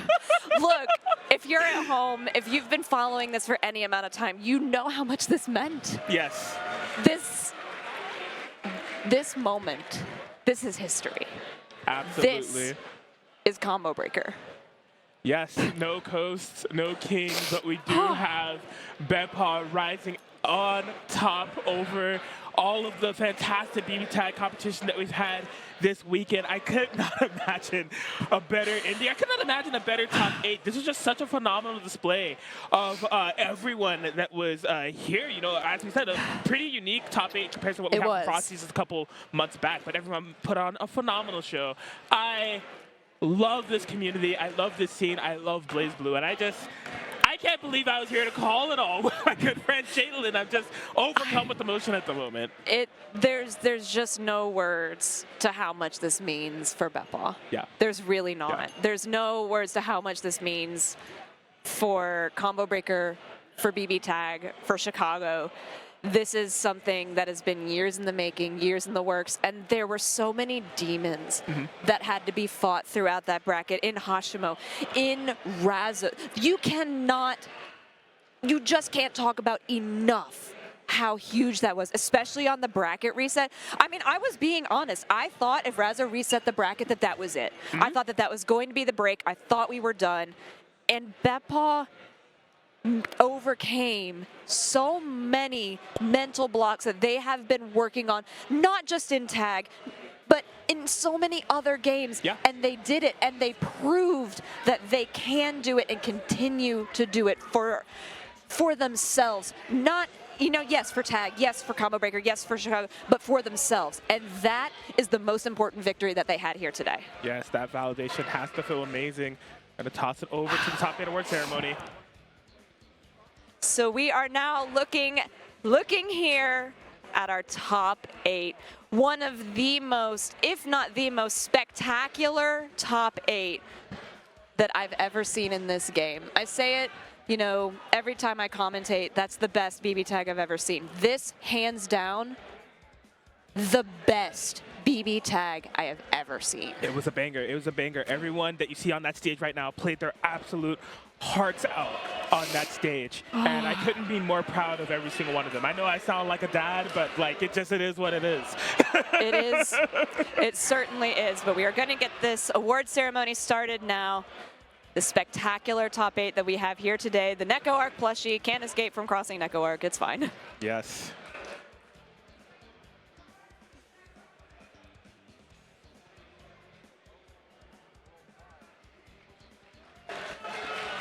All right. Nuclear Taco. So close to that Frosty's top 8. This time able to get the Combo Breaker top 8 from net play to medals. Look at it. I love that. Love that. Yui bringing a little bit of chaos, as always, putting the medal over Neko Arc. Where's that Neko Arc been all weekend? Multiple places, actually. Cam. One of the craziest rounds in the top 8 that we ever saw with that solo set comeback. My God. Unbelievable. And then Eon back on the scene. Look at him just, yeah, I did the thing. I'm so cool. It was great. Love seeing that. Oh man, and Chopsuey, this is someone that I'm really happy to see on this stage getting their medal, as they have been one of the strongest players in NA for quite some time. This time going to be able to go back home on the East Coast with a medal in hand. And Hashimo fought their heart out. Our resident Weiss cosplayer and Weiss specialist, Weiss Aurier to be fair, Right. bringing home that third. Yeah, just told that. Yeah, you're not getting it over that hairpiece. No, don't do that. Razzo, if you watch back on this, I'm so glad that you decided to join us for BBTAG. I want to tell you to your face as well. It was such a pleasure seeing you play. One of BBTAG's GOATs. And finally, for the first time, BePaw in first place BBTAG Combo Breaker 2023. This is the moment BePaw gets to hold that trophy high. Yes! Soak it all in. Your BlazBlue Cross Tag Battle Combo Breaker 2023 champion. Oh! Just look at the emotion, the joy.